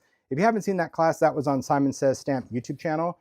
So you can still go back and watch it, but we created this cabinet that was Halloween themed from start to finish. And I wanted to just remind people that once you learn a skill or a technique, you can apply it to whatever theme you want. You don't need another class for the same make. Doesn't mean you don't want one. I get that. But I just want to remind you that if you made that and you're like, that was so much fun, I want to do a Christmas one, go for it. You can do it because I followed exactly the same things we did in class. This is ephemera. So we did the same ephemera collage, but instead of brown crayon, any guesses? You guys have watched the demo so far? White crayon. So same applied. I just wanted it to be more snowy than grungy. So that's what we did here. These baseboards, because I didn't want a rickety palette baseboard, I used, here are the pieces. I actually had Mario pull them, so thanks for the help, Mario. So this is the ephemera pack that I did, but you can use any holiday ephemera. This window came from the Christmas baseboards, and this window's been in many years. So even if you didn't buy this year's pack, chances are in the last couple of years you have this window. And this window is just, again, sliced down the middle, but you just flip-flop it. I got that idea from Paula Cini. Like if you flip-flop it, then the arch kind of comes out and it just gives it a better look. And this way this edge lines up, because if you tried to glue the long edge, it would look weird, right? So that's what I use for the window, but you could use whatever window you want. The transparencies, I use the Christmas transparencies from this year, which have that little white speckly, fleckly snow on there. And then inside the window, see that little snowy buildup? This is, I talked about it. Here we go. Grit paste snowfall. So I just use a little brush, put in some little grit paste, sprinkle on some glitter, let it dry. These right here, mini icicles. These are idea-ology. So these are icicles. I told you, like, I like to glitter a lot of things. So these are how the mini icicles come. I'm so happy they came back this year. I hope they come back next year. I'm not, I just hope. We've tried to bring these back for so many years. We've tried them in so many different configurations. This is such an expensive product. It's crazy. Again, you don't care, but I just want it because it's clear and see how it's textured. That's what makes it expensive, apparently, what we're told. I glittered them because I love that it has a little bit of icing. But the best part of these is that when you're working with them, you can do so many different things to get them to fit what you need because they're all cuttable. It's, believe it or not, although it's kind of an acrylic, it is a plastic that you can just take your scissors and you can cut right through it and make whatever size you need. So it does work great on a card or put underneath a little something. I just love them. They're really cute. So those are just glued on. So that's how I was able to cover the shelf. So see, I have like a piece and a little bit. So that's why I have one that you just cut up and that's your little bit. Okay. Then inside, well, hello, Santa mug. That's in there. Confections, same little bottles, but I put mints in. There's little tags. That's all recognizable, right? The little books, we did tiny books. In the Christmas ephemera pack, there are Christmas book covers. So if you want these little festive colors for your tiny books, that's in the ephemera pack as well. So you can make tiny books. Drippy candles for the win. I know drippy candles actually sold out during Halloween this year, but again, many retailers may still have stock of these. But drippy candles are not just for Halloween. They're perfect for Christmas. You could glitter them if you wanted. There's a couple little pine cones, little tiny bells. Down here, I added a little tree, one of the salvage deer. So in the deer, there's actually small ones as well as big ones. So I just used that small one that fit, put in some baubles, and there you go. It's a festive holiday version.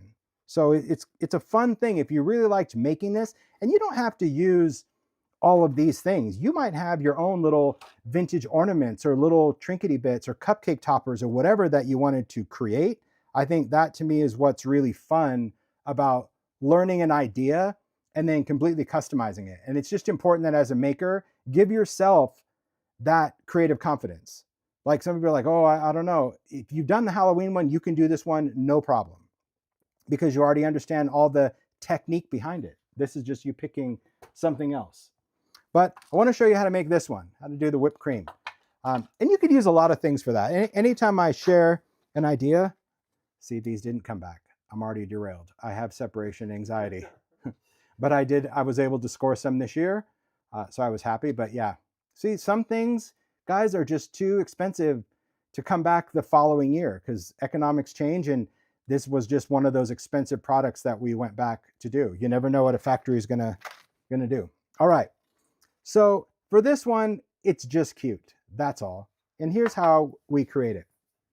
The Santa mug, again, doesn't change. It could be glittery. It could be grungy. That's why I love having different versions of a Santa mug. For this one, we're doing the glittery grunged one because it's going to make me happy and it's going to sit on my table. Okay. We want to use a styrofoam ball for this one as well because we want that foundation. Now, you can use whatever kind of styrofoam ball you want. You can use this one, and this is what I was saying about crunchy ones. Either one is going to work, all right? I'm just going to use this one because I bought several hundred of these. I'm going to save these for the quick snow globe because they're perfect for this. These, you have to like crunch them in. They're okay. They're fine. This one's really so forgiving. I was shocked like how squishy it is. Okay. So what we want to do is we want to decide what do you want to put in your drink. Okay. If you're just going to do whipped cream and some sprinkles, no thought process at all. But if you're going to put a candy cane in there, which I want to put a candy cane in there, you have to keep in mind that the candy cane's pretty big. So how far do you want this to like come out of the mug? If you want it to only come out a little bit, which I do, I don't want to drill that or poke that long of a hole. I could. I'm just going to make it a little easy on myself and just cut off a little bit of that candy cane. But now I've got a little mini peppermint stick for a project. Believe it or not. I mean, really, it can go into a glass vial. It can go onto a vignette, whatever you want to do. But what you want to do, regardless of which kind of styrofoam you use, is you need to kind of poke that hole to hold the candy cane in. So I just kind of mark it a little bit and then just take whatever. It could be the end of a paintbrush, whatever, just so you can poke a hole in that styrofoam so your candy cane has a place to go. That makes sense? Hope it does. Because you can't expect the paste to hold the candy cane is my point. Like if you're like, well, hello, Captain Obvious, I'll just put the paste and put the candy cane. It's going to be like, okay. So unless you've got some sort of rig or crane, or you're going to prop that up, just keep that in mind. Make it easy on yourself. Okay. So the cream, it could be what you want to use. I use texture paste opaque because I want it to be smoothie whipped cream. Could you use grit paste? Sure. It's just going to be gritty cream. Could you use grit paste snowfall? Yes, but it'll be gritty, clear looking cream. Use whatever's going to work for you. This has been the best because it's going to come out the way I want to use with this tool. This is some weird little gadgety tool that, again, thank you, Jana. Jana, who is a creative that I follow on Instagram, I was doing this one year, I think with a bag. Like, wasn't it like a dollar store pastry bag? And it was a freaking hot mess. And she's like, hey, I found these little silicone things. I'm like, shut up. It's so cool. Reusable. It's the same one I've had for years now. It's just silicone thing. It comes with different tips. Oh, snap. Oh, there we go. I'm using the star tip. It actually screws on, and it's got this little plunger that pushes the goo through it. Okay. It's like a little pen. Very, very cool.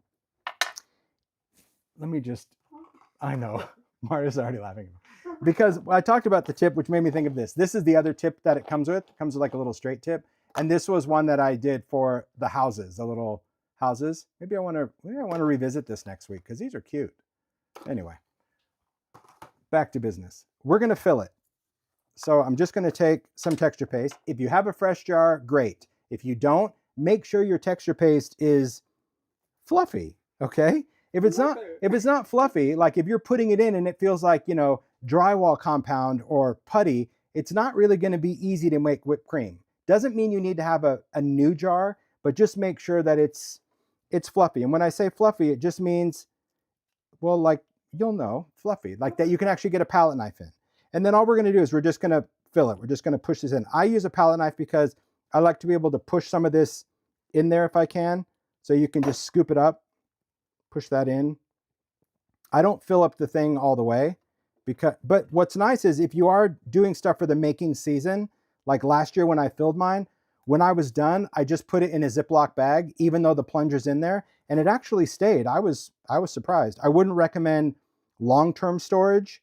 You know, like if you're not using it this year, don't think it's going to be around next year, but keep that in mind. So once I have some in, you're going to take this thing, there's the plunger, and you're just going to push that into the silicone, and then you're going to see it's just going to push. See how it scrapes it so clean from the sides? It just pushes that stuff to the bottom.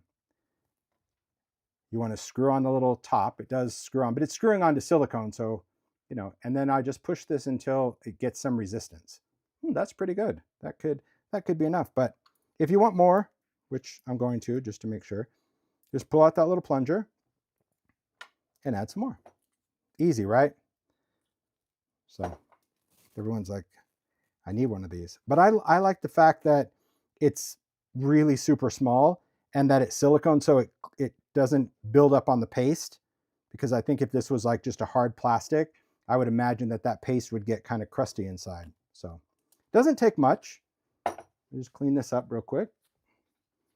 All right. Put this back in. So this does create like an airtight seal for this stuff. All right. So just get that down. Good. You can see some coming out. Perfect. Put this on. Put this on. All right. Cover that up. Okay. So before we do our cream, we have our candies that we want. So I'm going to use a candy cane. Maybe I want to use like a little green mint. I think I'll just mimic that because I love those colors. For the little sprinklies, they're just little shaker beads. So you can buy a mix, you can make your own mix, but they're just little no-hole beads. If you try to use food ones, because you're like, oh, I can't find them, I'm going to try to use food ones, just be aware that they could bleed the color. Like when you put them on and it's drying in the paste, because they're meant to probably be eaten. These are not. But the color would probably bleed in the whipped cream. So if you can find these little beads, I got mine from Simon, but there's a lot of stores that sell little shakety shake bits, but that's what I'm using here. And these, of course, will do their own dance. So I just want to have my stuff at the ready. Okay, now just like if you watch the Hoopla, I am no pastry chef, so put down the gavel, Judge Judy. I don't know what I'm doing. I'm just putting stuff in there. All right. So I'm just going to squeeze some of the stuff. So I'm kind of using the plunger and I'm pushing stuff in there first because I need to get some of that whipped cream in there. Well, there was my little air pocket for my refill. Okay. So I don't really care how this first thing looks. I just want to put some of that in there to cover the styrofoam ball. And you could probably do this with a brush or a palette knife, but I just want to get like the whipped cream foundation. Not worrying about the swirly-do dismount yet, but I will. Okay. Then I can kind of get like a better little grip syringe thing, and you're just going to try to make some sort of swirly thing. There you go. That works. Then I kind of remember where the candy cane was, so I'm just going to hope, oh, look at that. Lined up. Excellent. So there's my candy cane. Take the little mint. Now the mint will work in there. You can kind of embed it into that paste because the texture paste will grab it.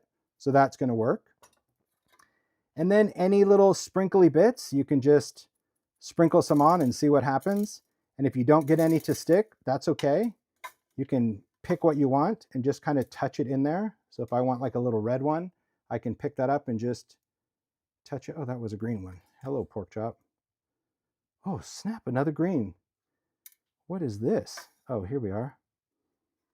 They're so tiny. Okay, that's red. There you go. So I like that. So that's the whole thing. Thank you. I love it is. The pastry work for me, So good on your whipped cream? not great, and I just kind of push those in a little bit just because I want them to embed themselves. And when it dries, it's on there. So whatever works. There we go. Simple.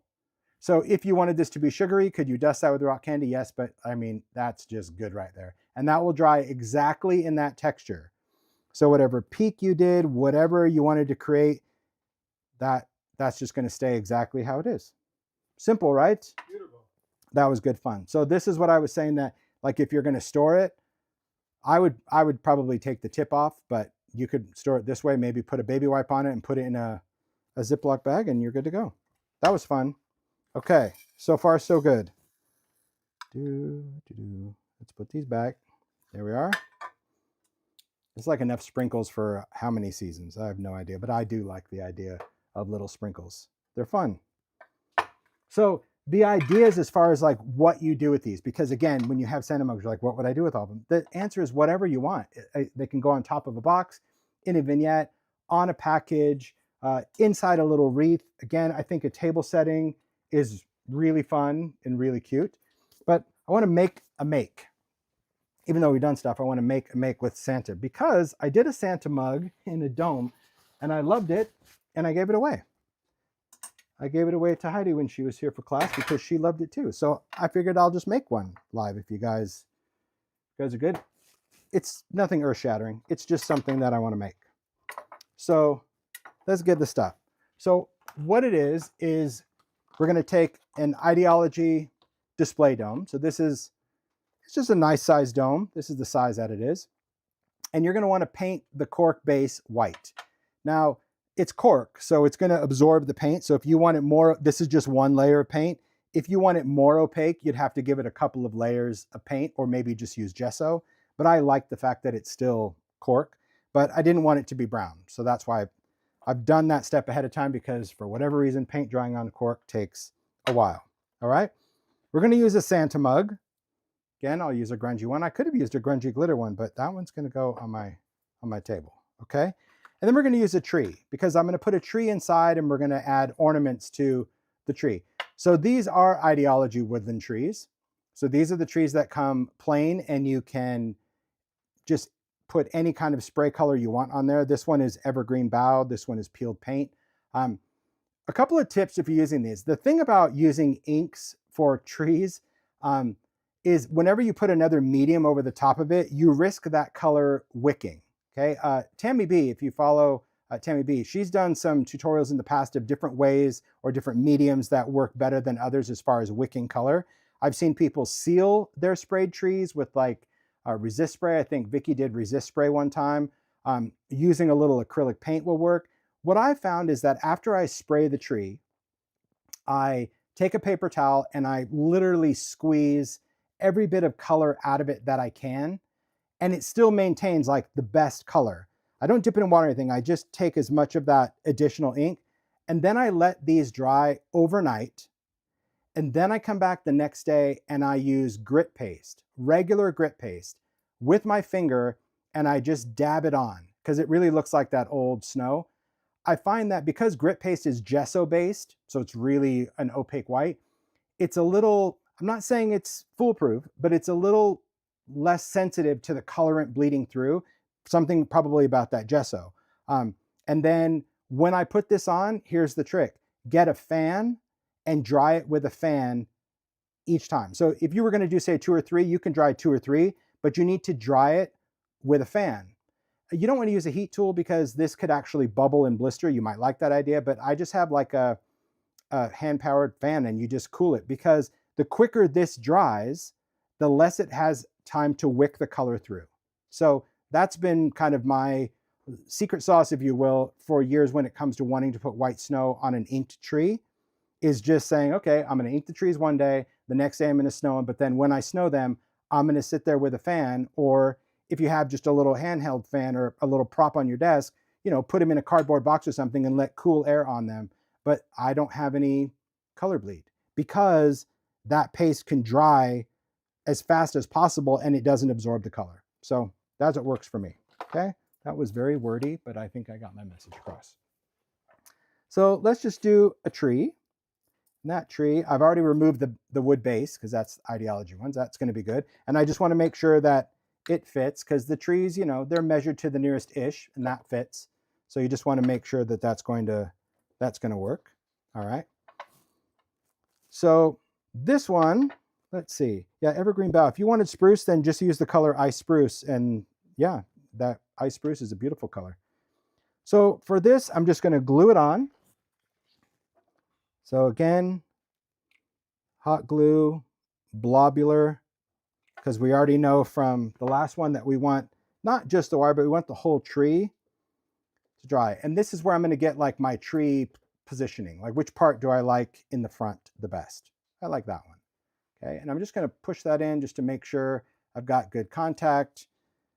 You know, place it down. Yep, that's great. These are wired, so if the tree gets a little wonky, go for it. You can go in and fix it. Okay, while that's cooling, we're going to talk about decorating the tree. What we're going to decorate with are baubles. So I'll bring these back in.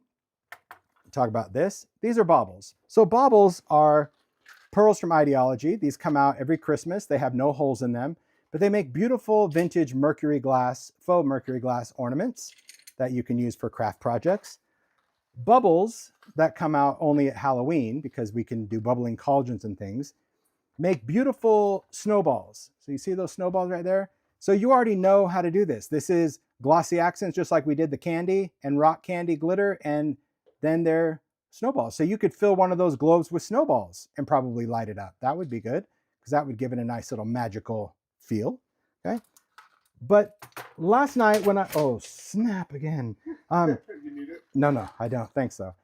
So last night when I was prepping for this, and I'm like, oh man, my baubles, like the inventory is really low because, and Mario in his wonderfulness said, I can help. Let me just show you what this guy did last night while I was finishing prep. Look at those baubles. Look at that. Look at that. He made all of these baubles. So now I got a whole nother batch. It was good. So fun. So this, I'll quickly go through it. I've shown this demo so many times, but again, it's always worth repeating. There could be little tricks or steps, and everyone does it different.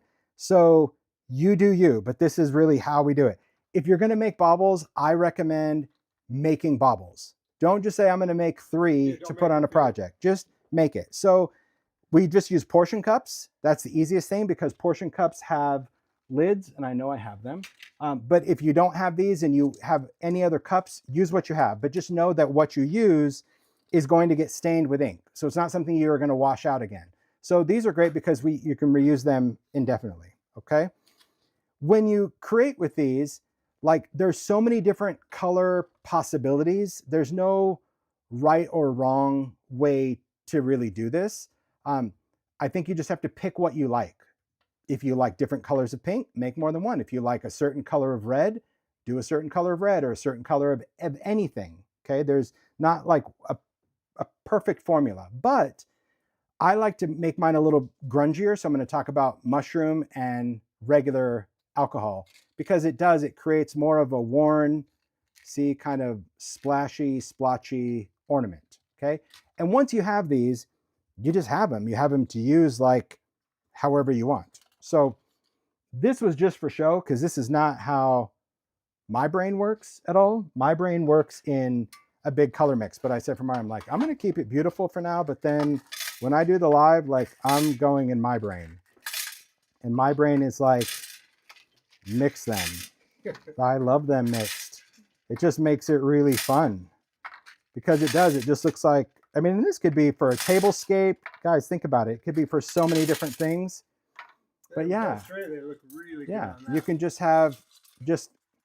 mix it up. So if you like purple, make whatever colors you want. So here's how simple it is to make. How they show on It's so pretty, huh? Awesome. Yeah, they're beautiful. Actually, I think I'm going to make some more red because I always like a little bit more red. I'll do.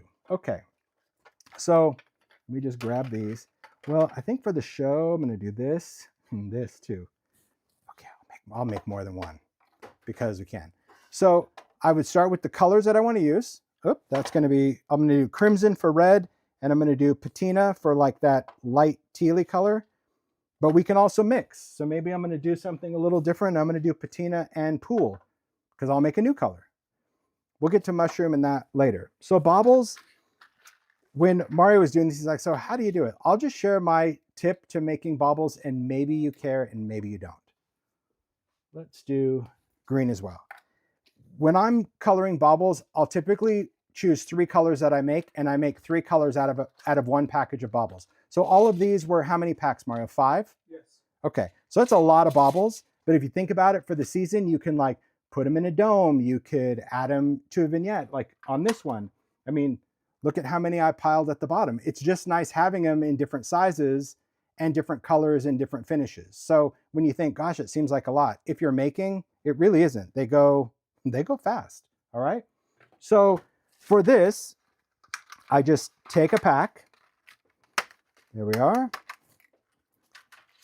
And visually, so let me just get this in frame so you guys could see because I don't have any other way to explain it. Okay, visually, I sort by size. So my eye just goes to big ones. So I don't go, oh, this one's bigger than this. No, I just say big ones.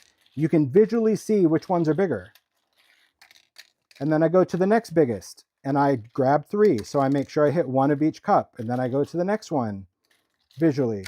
And then I go to the next size. And you're going to see how quickly the package you run out of sizes and you're left with smaller sizes. And it's so much easier to sort this way without overthinking. And you don't go, oh, well, this has 2 of the same size. They're all going to have a small, medium, large per se in a color. Okay. So once I get the rest of those bigs, I'm left with pretty much tinies. And then tinies, I just put it in my hand and I throw in some tinies and throw in some tinies and throw in some tinies and you're done. That's how quick I just separate the packs. Okay, so again, you don't think about it, but this way, out of one pack, you're making a nice batch of 3 colors. Okay, so we're going to do red. So I'm going to find the lid to red because you also want each color to have its designated container because alcohol ink reacts itself. So for example, if you used a red container with blue, the blue would re-wet the red and you would have like a dark purple. Okay, so just keep that in mind. All right.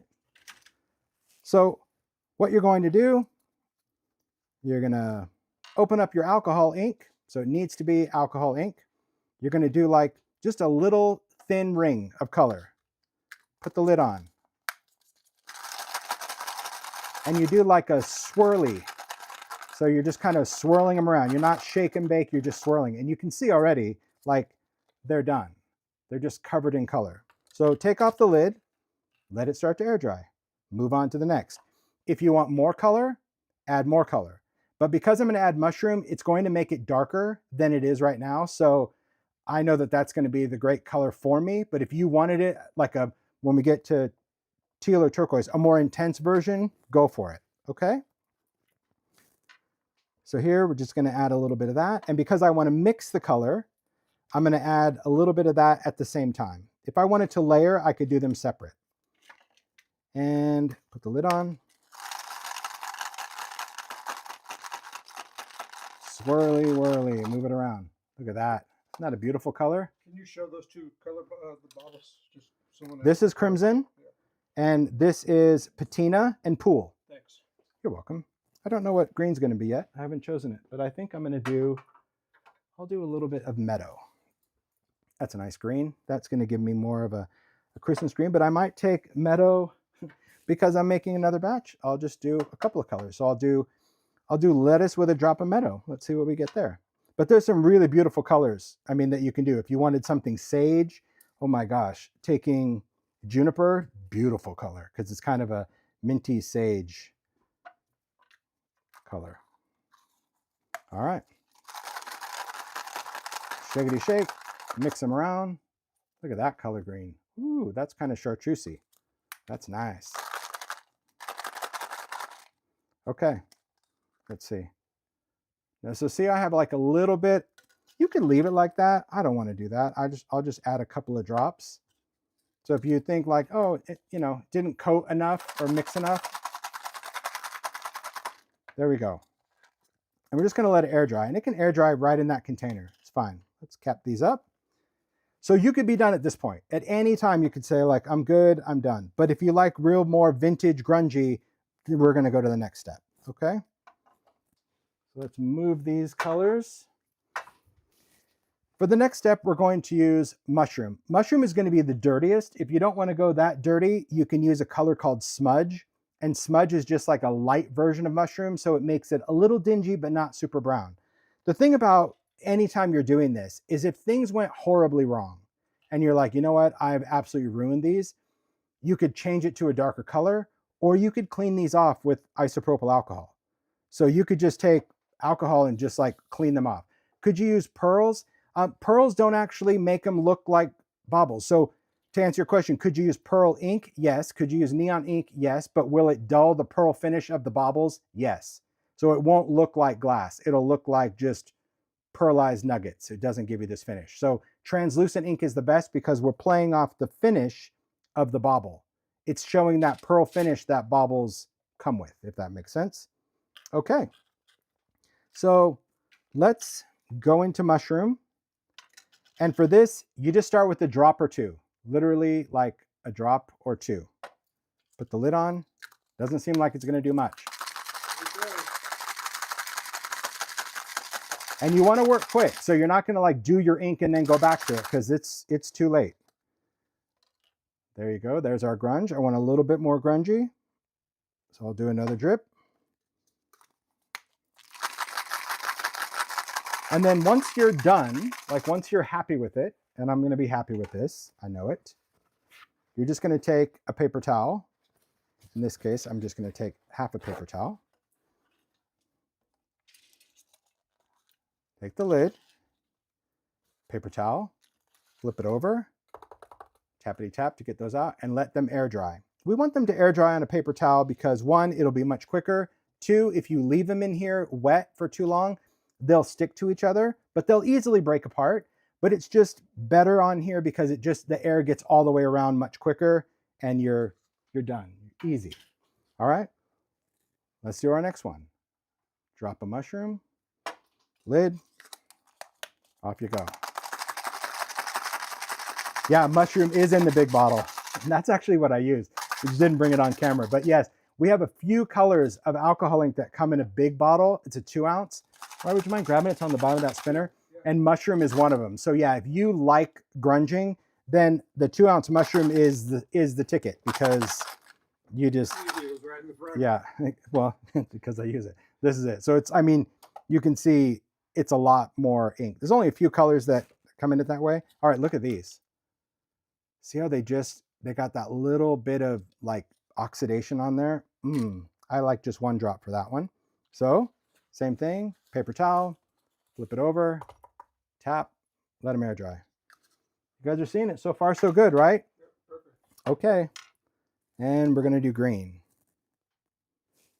Yeah, always a 2 ounce mushroom. It was so nice to finally have some bigger colors, because blending solution comes in a 2 ounce bottle. So it was just nice that Reindeer agreed to do some colors. Ooh, that looks so good. Look at that one. Holy moly. Just that little bit of mushroom. It really makes all the difference. It's just silly. And Mario was such a good student last night, because he's like, that's a lot of steps. I'm like, this is the step that most people don't want to do.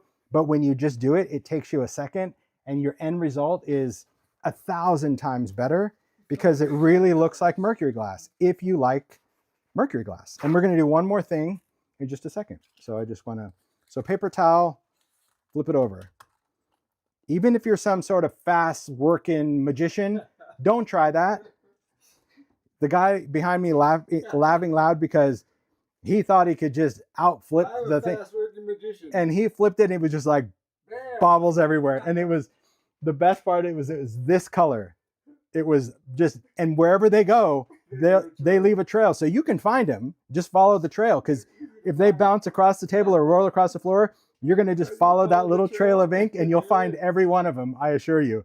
But yeah, he just did it, and he's like, okay. And they just went, whoo. And I go, that's why. He goes, I got it. Okay. So once you're done with this, and he found them all. Like I said, you follow the trail. It really does.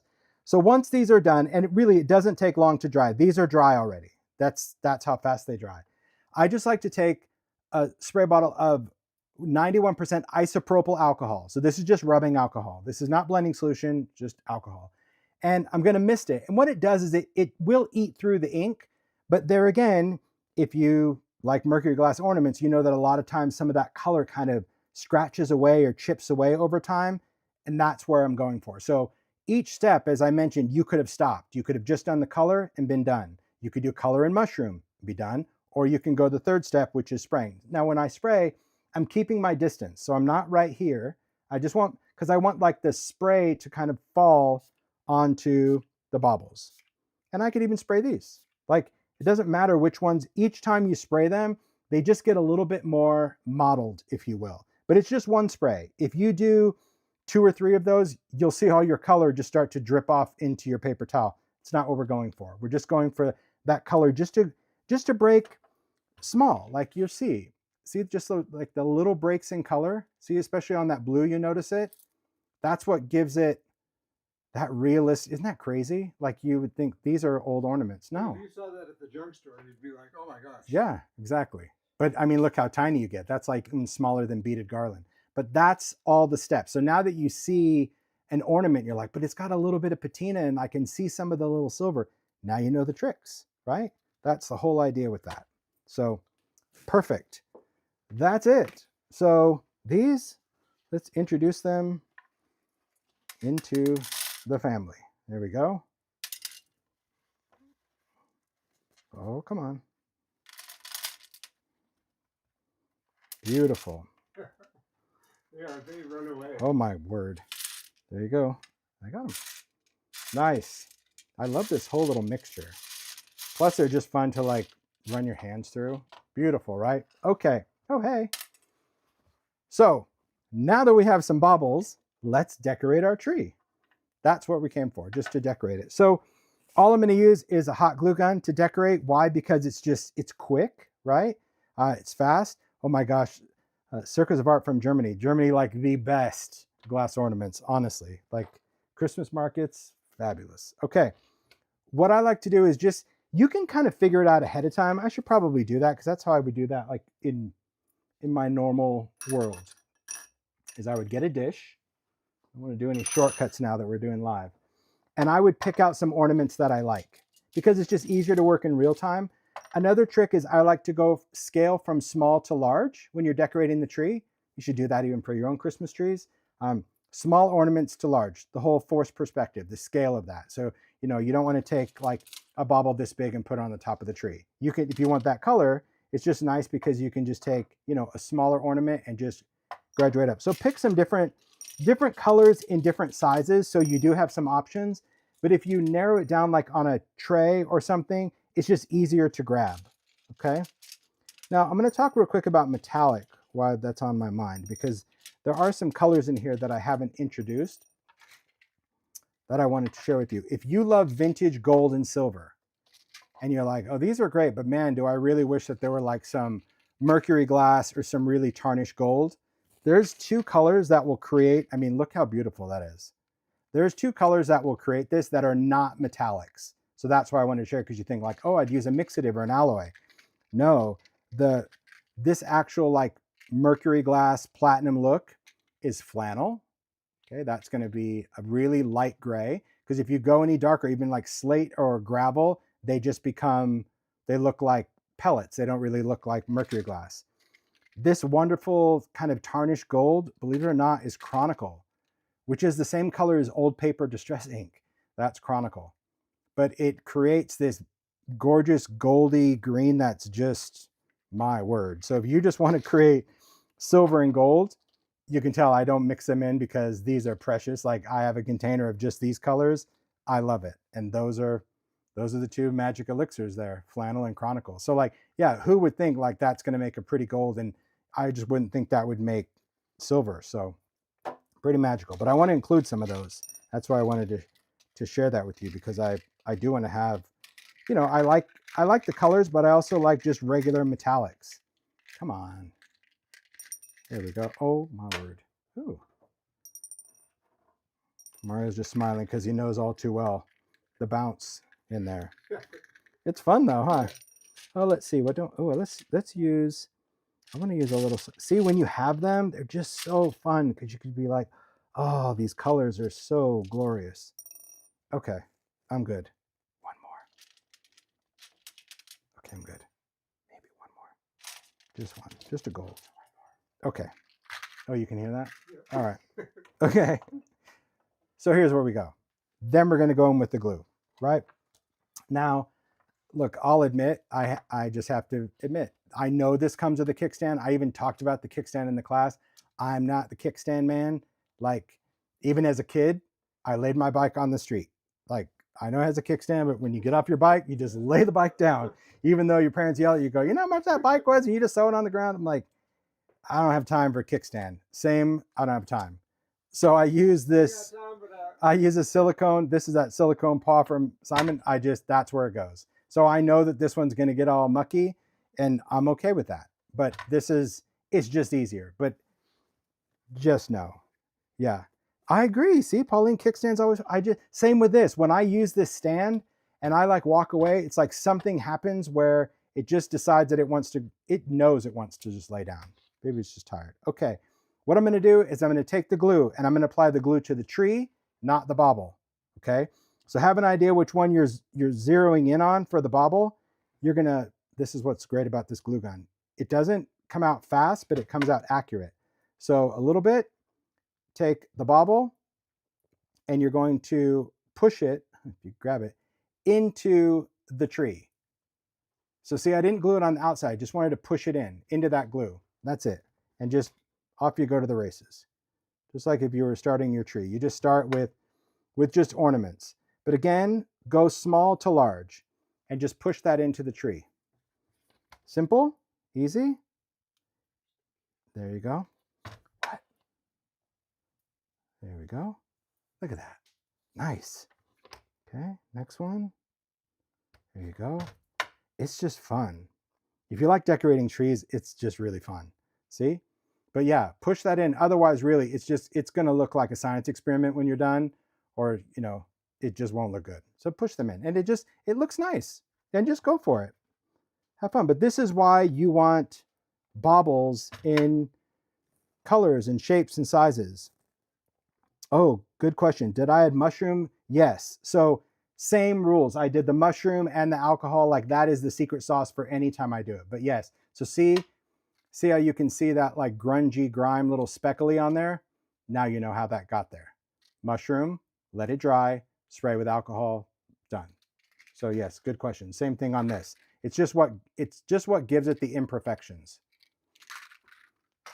And that's what you need, right, Mario? Because even this, Yeah. like, I'll go back to these. You know, he's like, yeah, but this one, like, it's got like more of a brown spot than the other one. I'm like, that's okay. It's like when you have old ornaments, sometimes, you know, they get stained or grungy a little different than other ones. So, and you can always change your mind. Like if you're decorating your tree and you just decide that you don't like the color or the size that you have, pick another one. You can change your mind. It's okay. All right. Going in, love that silver one. See, just graduated size. Just, I love it. I can't get it. So like this, I already know that for whatever reason, my eye is thinking this bottom one needs to be a green. So that's where I'm going. That's too big. There you go. Yeah. So now you can also see why I like having them. Yeah, you may not have some fancy feast little tray like this. That's not what it's about. That was for show.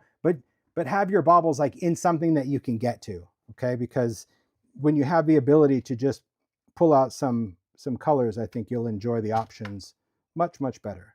Let's do another silver over here. Let's do a little gold. There you go.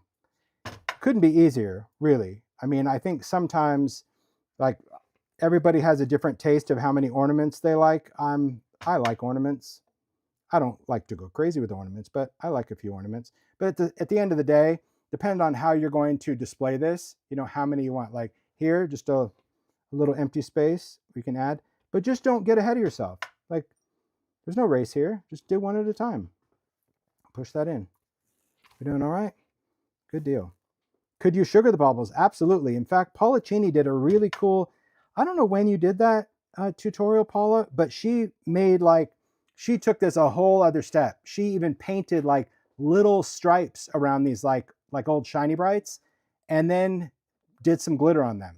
So yeah, you could glitter them, you can glitter whatever you want. And they look great. They obviously they don't look as shiny as mercury glass unless you rub some of it off. But yeah, it was very cool. Very cool to see. All right. So far, so good. Okay, so now we have a little tree. Easy enough? Good deal. Okay, so we've got our cork. He's going to go on the cork. The glass is going to go on the top. Okay, so how do I want to adhere him? Hot glue. But same thing. So see, several squeezes of the trigger, blobular. But know that the blobular is going to spread out. So take that. And also make sure that, you know, as much as you want to center him, he's got a handle. So if you center him perfect, you're not going to clear the glass. Make sense? So he does need to be a little offset. So it's always good to glue it, you know, looking down visually and make sure everything's within that cork barrier. And just always when you kind of push and twist a little bit, that's really important. There you go. Okay. So what do you wrap around it? You can wrap whatever you want. This is heavier string than baker string. The other one I did was idea-ology jute. So if you want something that's really like more mercantile-ish, you can use the jute string. That's also for Christmas, that peppermint. But just use whatever string you want to use around it. But we're going to talk about adding this word. Now, I just want to just proceed with caution. This isn't for everyone. And if it frustrates you, probably shouldn't do something else. You know, maybe you want to, you know, add a sticker or something instead. But I love adding these word plaques to things. They are great. They're flat. They go on a lot of different things. But I want to add it to this globe. I'm going to add around it. But you can see it is straight. And I've talked about this before.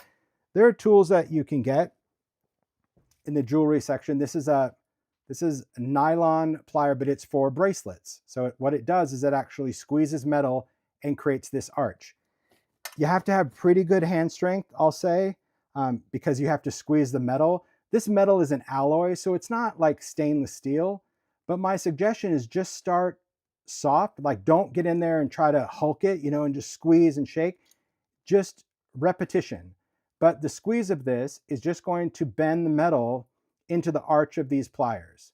And I just go from one end to the next and you just repeat. You literally just have to keep going because the more you bend it, the easier it gets. But you just have to do little light squeezes from end to end. And you can see that it's creating a curve. Now, I will say that these pliers, like I haven't found any that have the same curve as the glass, but this is going to be pretty ish. So once I see that the metal, see how the metal pretty much lines up with the curve of that, that's as far as it's going to go.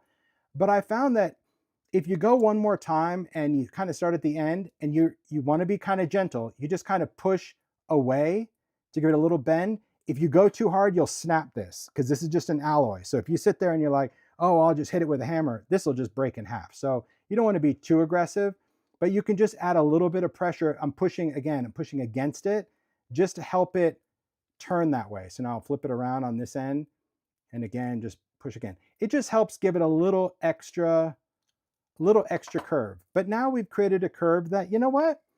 It's pretty good on here. When you add the string and everything, you don't notice it. It's still going to have contact, okay? But if you want to take it to another level, you know, maybe you have, you know, a vise and you're going to bend it or whatever you're going to do, that's just fine. But this is just, it's a bracelet bending tool. I want to say bracelet blending tool, but bracelet bending pliers. And you can just find them really in the craft store and the jewelry aisle online. You will get what you pay for. So, you know, just get ones that are nylon and then it doesn't scratch the metal. So that's it. It just takes some, the whole point is, you know, when I first did it, I was like squeezing like so hard to get the metal to bend at one time. And it was just really uncomfortable. And I learned that it was much easier if you just a little at a time. So we're going to create that same snowy look that we did with that other tag, just with our crayon. So again, apply carefully, just scribble that on, take your fingers, start working that crayon around. I love that you can just like push it around and just apply as needed. So if you want it to go like around the edges, and just use it almost like a cheese grater, just scrape the crayon against those metal edges and then just use the pad of your finger because you're actually applying the color. So see inside the G, it doesn't really have anything right now. If I just take my finger and just twist it, see how it spreads that color out more? So you can really manipulate this crayon right after you apply it. But once it dries, there again, it won't move if you touch it. You'd have to apply water. And then you just kind of get the look that you're going for. I'm going for that. Okay, done. Take a little baby wipe, clean the crayon off. All right, so application. Well, you know, it just depends what you want to do. The way I did this is pretty janky the way I do it, but you can really do what you want. I'm just going to use some foam squares in the part that I know is going to make contact to the glass. The reason I'm using foam squares, these are mini ones. Because you love them. I do, and they're thin. So mini and thin, because it's kind of going to make up for this little edge, and it's going to be strong enough that it will go onto the glass. So as long as I didn't clean the back, let's see, are these going to be good? Like if I just wanted to make sure, if you have crayon on the back of that metal, then the tape won't stick. And one of them came off, but I think I'm going to be okay. Oh yeah, I'll be okay. All right. So note that when you put this on, the glass pretty much comes to the bottom. So you can just decide like where you want to put it on the glass. And remember, the glass is, I mean, I don't want to sound all duh, because I don't want you rolling your eyes going, he's talking to us like, but the glass is like, it's round. So the first time I did this, I'm like, oh, I didn't line it up. And I literally pulled this off and I'm like, hello, you just twist this and then you line it up. So once you get it the height that you want it to be, it's really going to be stuck on the glass, okay? Ish. If you need more glue, I should have cleaned the crayon because I can tell, see that one still didn't make contact. I'm going to be okay with it unless it falls off during class, during this whole thing. I love foam squares, I do. You are obsessed with those small ones. I just love them because they're quick and they're really strong. So that's what I like. Look at this. I can't even thread this big one. Come on. I'm the kid that like, you know, the people that would tie up. Did you ever like lick the end of string? I do that. I never did that as a kid. It just would gross me out. I can't even do it now, but I can dip my finger in some water. You did that? Yeah. Like, So people that like, put yarn or something in their mouth, oh, it's like, don't you have like fur in your mouth then? No. Oh my gosh. I just love to watch you do this. Well, because normally I would have like all these fancy tools. Okay, I got that through.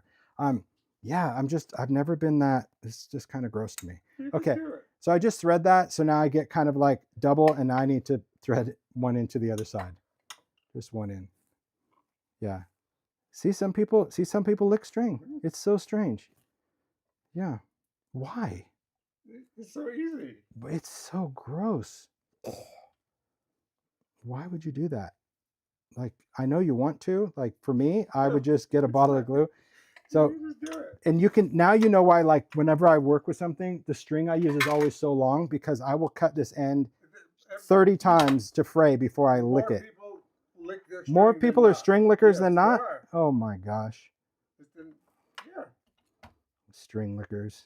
Oh, there's one yuck. Oh, see, there you go. Thank you. First it was microfiber cloth, then it's toothpicks, and now it's string licking. Okay. I know my life would have been easier if I wouldn't have done it this way. Oh, let's see. Did I do it wrong? Oh, I needed to come from the bottom up. Snap-o. No, I'm going to be okay. I'll be okay. Perfect. Okay, so I've got one end in. So I just threaded one, and now I'm just going to tie a bow, a knot, whatever we want to do. Yes to link to. I can't even say it. String licking. Oh, yeah? Yeah. I mean, I didn't take a survey. I'm just telling you. So this also reminds me, for those of you that are in the UK, because we kind of know this as well. When we were there with Diane, we were in, remember that time, Mario? We were at Art from the Heart? Yes. And this is a whole UK thing, so you guys know. But there's, in the UK, like when they wash their dishes, not everybody, but with bubbles, they don't rinse them. They have magic bubbles. Yeah, fairy liquid. And because when Diane was doing Mario and Di, they were like washing the cups after the break. And he's like, are you going to rinse that? And she's like, no. So literally like wash it with the soap and then just put it in the rack to dry. Interesting, huh? They're magic bubbles. But I remember seeing something on social where I think somebody was asking a question. And it was so split like that, where some absolutely rinse and others are like, no, you don't need to rinse the bubbles. Isn't that crazy? It's funny. Let's see. People don't do that as much as they used to. Yeah. No, I remember I kept on taking surveys. Yeah. And very few people rinsed. Yeah. So little string, that's it. Tie a little bow, could be whatever. And then we're just we just glitter it. So the glitter could be whatever you want to put in here. It could be a combination of stuff. Maybe for this one, I probably won't do light because I want everything to be kind of flaky. So let's do some mica flakes. Actually, why don't I just do snowflakes? I'll just do some snowflakes because that's going to be mica, glitter, everything in one. And the iridescent glitter might static charge a little bit, but I always like to mix snowflakes because it's got so many different things. So I'm just going to put that. Okay. All right, let's take that. Pour some of that in. Again, same rules apply. Just put that in and just see like what we have. I really just want enough that's going to be perfect. Okay. So I have enough in there. Now, it really just depends. If you're going to make this and let's say you want to store it and you want to dump this out, you don't have to glue this because the friction of the cork, I mean, it's meant to stay on. But if you were going to gift this, I would just glue this on. And the glue that I would use is a little bit of collage medium. Collage medium is just going to work really well to glue the glass to the cork and it will be invisible. Could you use glossy accents? You could, but glossy accents will look very noticeable. It'll be very wet around the edge, and collage medium is probably the least. So if you wanted to glue this, because you were going to gift it, just put some collage medium on the cork, right? So at this point, you'd have all your snow. Put some collage medium around the cork, and when you push it in, it would literally slide down to where it makes contact, and you let it dry. But that's it. That's a simple way that we can turn the Santa mug. We've got a little tree in there. We've got some little shakety shake. It's cute. Isn't that fun? That's super I cute. love that.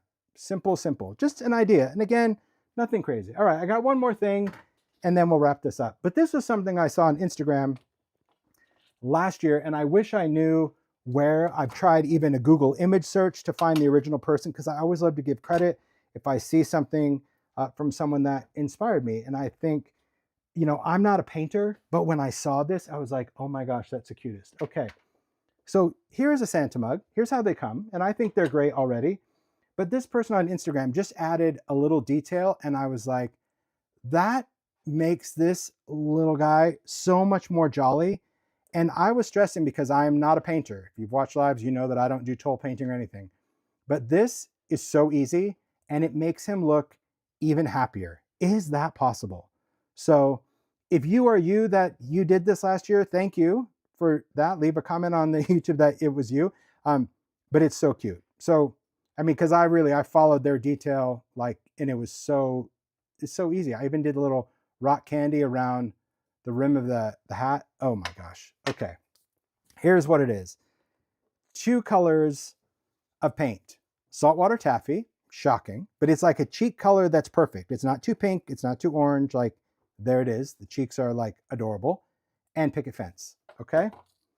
So just gonna take a little bit of paint. Now the brush I used, we've talked about these little brushes before on salvage figures. It's tiny. This one's called a spotter, but it's like tiny, meaning this is the normal small paintbrush, and this is the one I'm using. So it's pretty much like a toothpick with bristles, but it works, okay?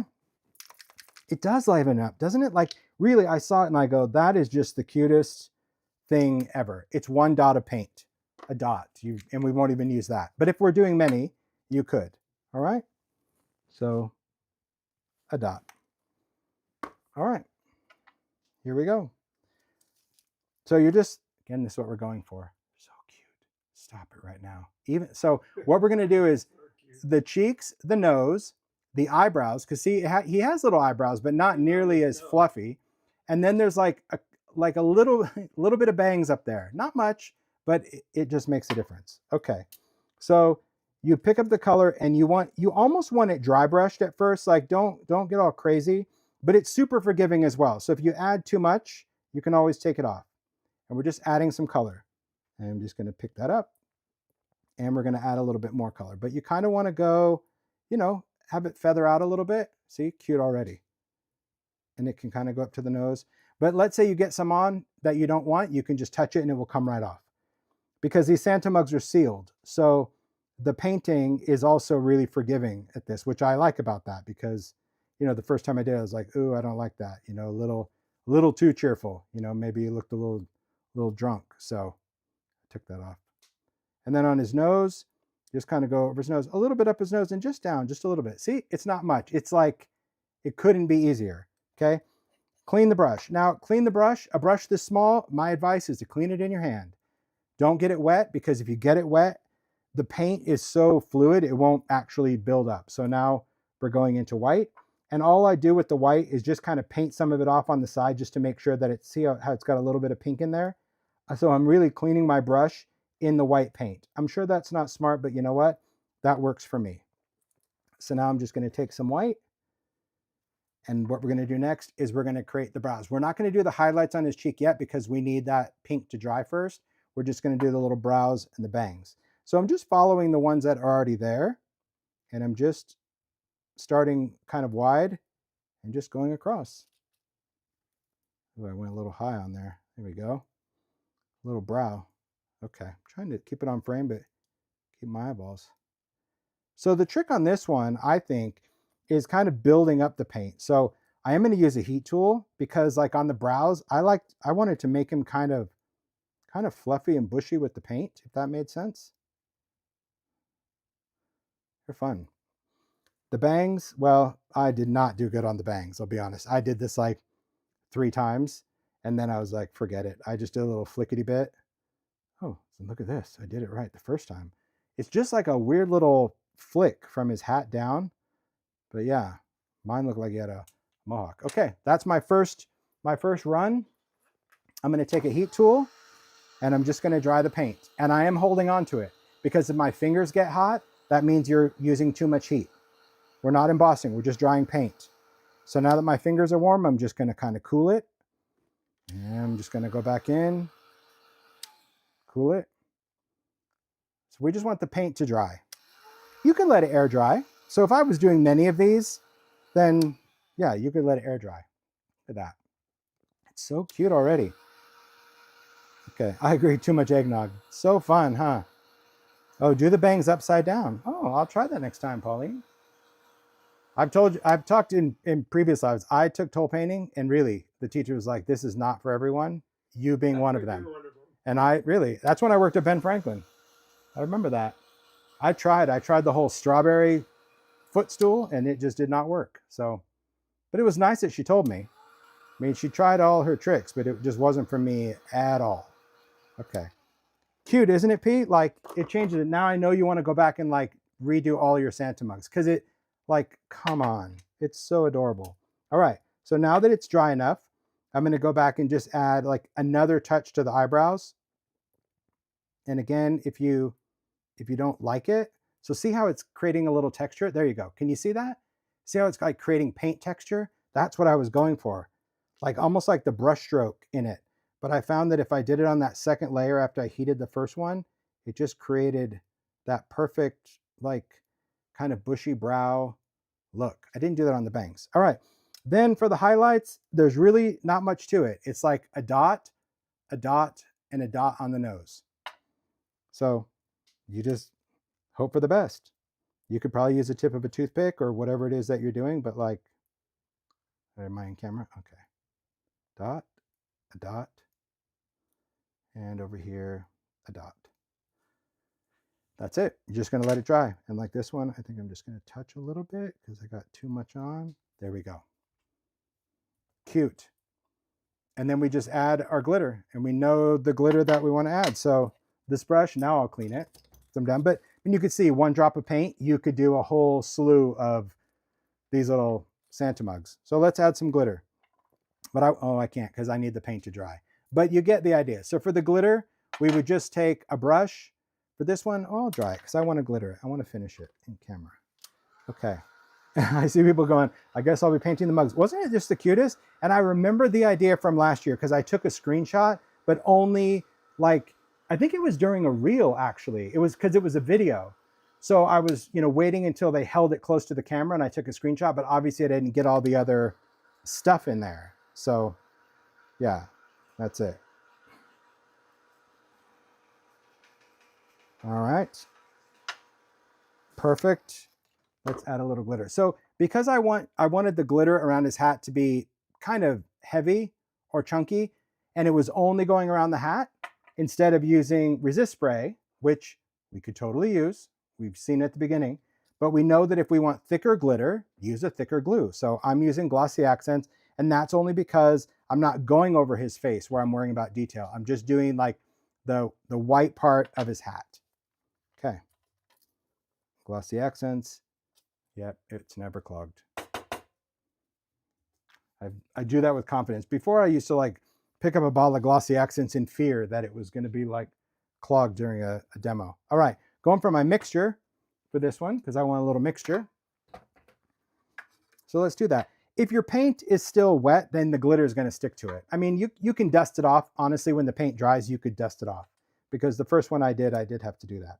All right, so I'm going with a paintbrush, picking up some Glossy Accents. I want to make sure that my glitter is ready. And I just do this in stages, just like when we did the other one. So just on the white part of his hat, I'm just going to paint on some Glossy Accents. Again, I want to paint it on fairly thick. I don't want to apply it from the bottle because I think that's too much, but I do want to paint it on. Just so you can see it. Like if you can see that it's on there and it's pretty glossy, go for it. And I try to at least get one half, either the front or the back, done, and then add the glitter.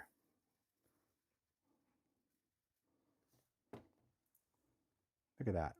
Perfect around his hat. Then we're just going to flip it over and just do the other. So I'm just kind of following that white part of his hat. You don't have to do this. And could you have glittered it first? Of course. You can just do any order. But I like the idea of, almost spot glittering because there again, I didn't even think of that. It was like he's either glittered or he's not. But I like the idea of just adding a detail to the mug. And I think around that white fluffy part is really perfect. There you go. Done. Isn't he cute? Just he's just charming. And then if you wanted to, you could go over with more layers. You could tell here I went and did like a little second layer on the front, but he just couldn't be cuter. It's really, really fun. So I think that's to me is just the magic of Santa mugs. There's so many things that you could do, whether you are creating ornaments, whether you wanted to do that. And I'll bring them all into to frame just so we can see, because obviously we did a lot. I didn't even look at the clock. Wow, I can't even believe that we spent this much time doing mugs. I said to Mario, I'm like, maybe an hour and a half this live. It's just one topic. And he goes, yeah, okay. All right, so just quick review. We've got some grungy ones. I still like my grungy ones. I like to sort them. Gray grunge, brown grunge, craze. Clearly we used up the glittery ones. No, they're over here. So my glittery, sparkly ones, my chunky ones with rock candy. I love, obviously, the painted ones. See, they're just, aren't they fun? They do give him a completely different expression. And I think that's so sweet. I love our little light up snow globe with our cool little light. Yeah, see, that's just Christmas magic right there. Then, of course, these, come on. Have you ever just seen such a cute little snow globe? It's just cute. So we have our little snow globes. We have our confection globes, whether we add a little thing on that or not. We've got our cute little candy with our whipped cream. Look at him, grungy and glittered. Oh, look at that twinkle in his eye from that piece of glitter. Oh, it couldn't be more perfect. Sheesh. Then, of course, ideas for makes. We have them on the top of a box. You have them inside a configuration if you want, or however you see it. Again, place setting, ornaments. And then, of course, we have our little dome. But yeah, Santa mugs are holiday magic.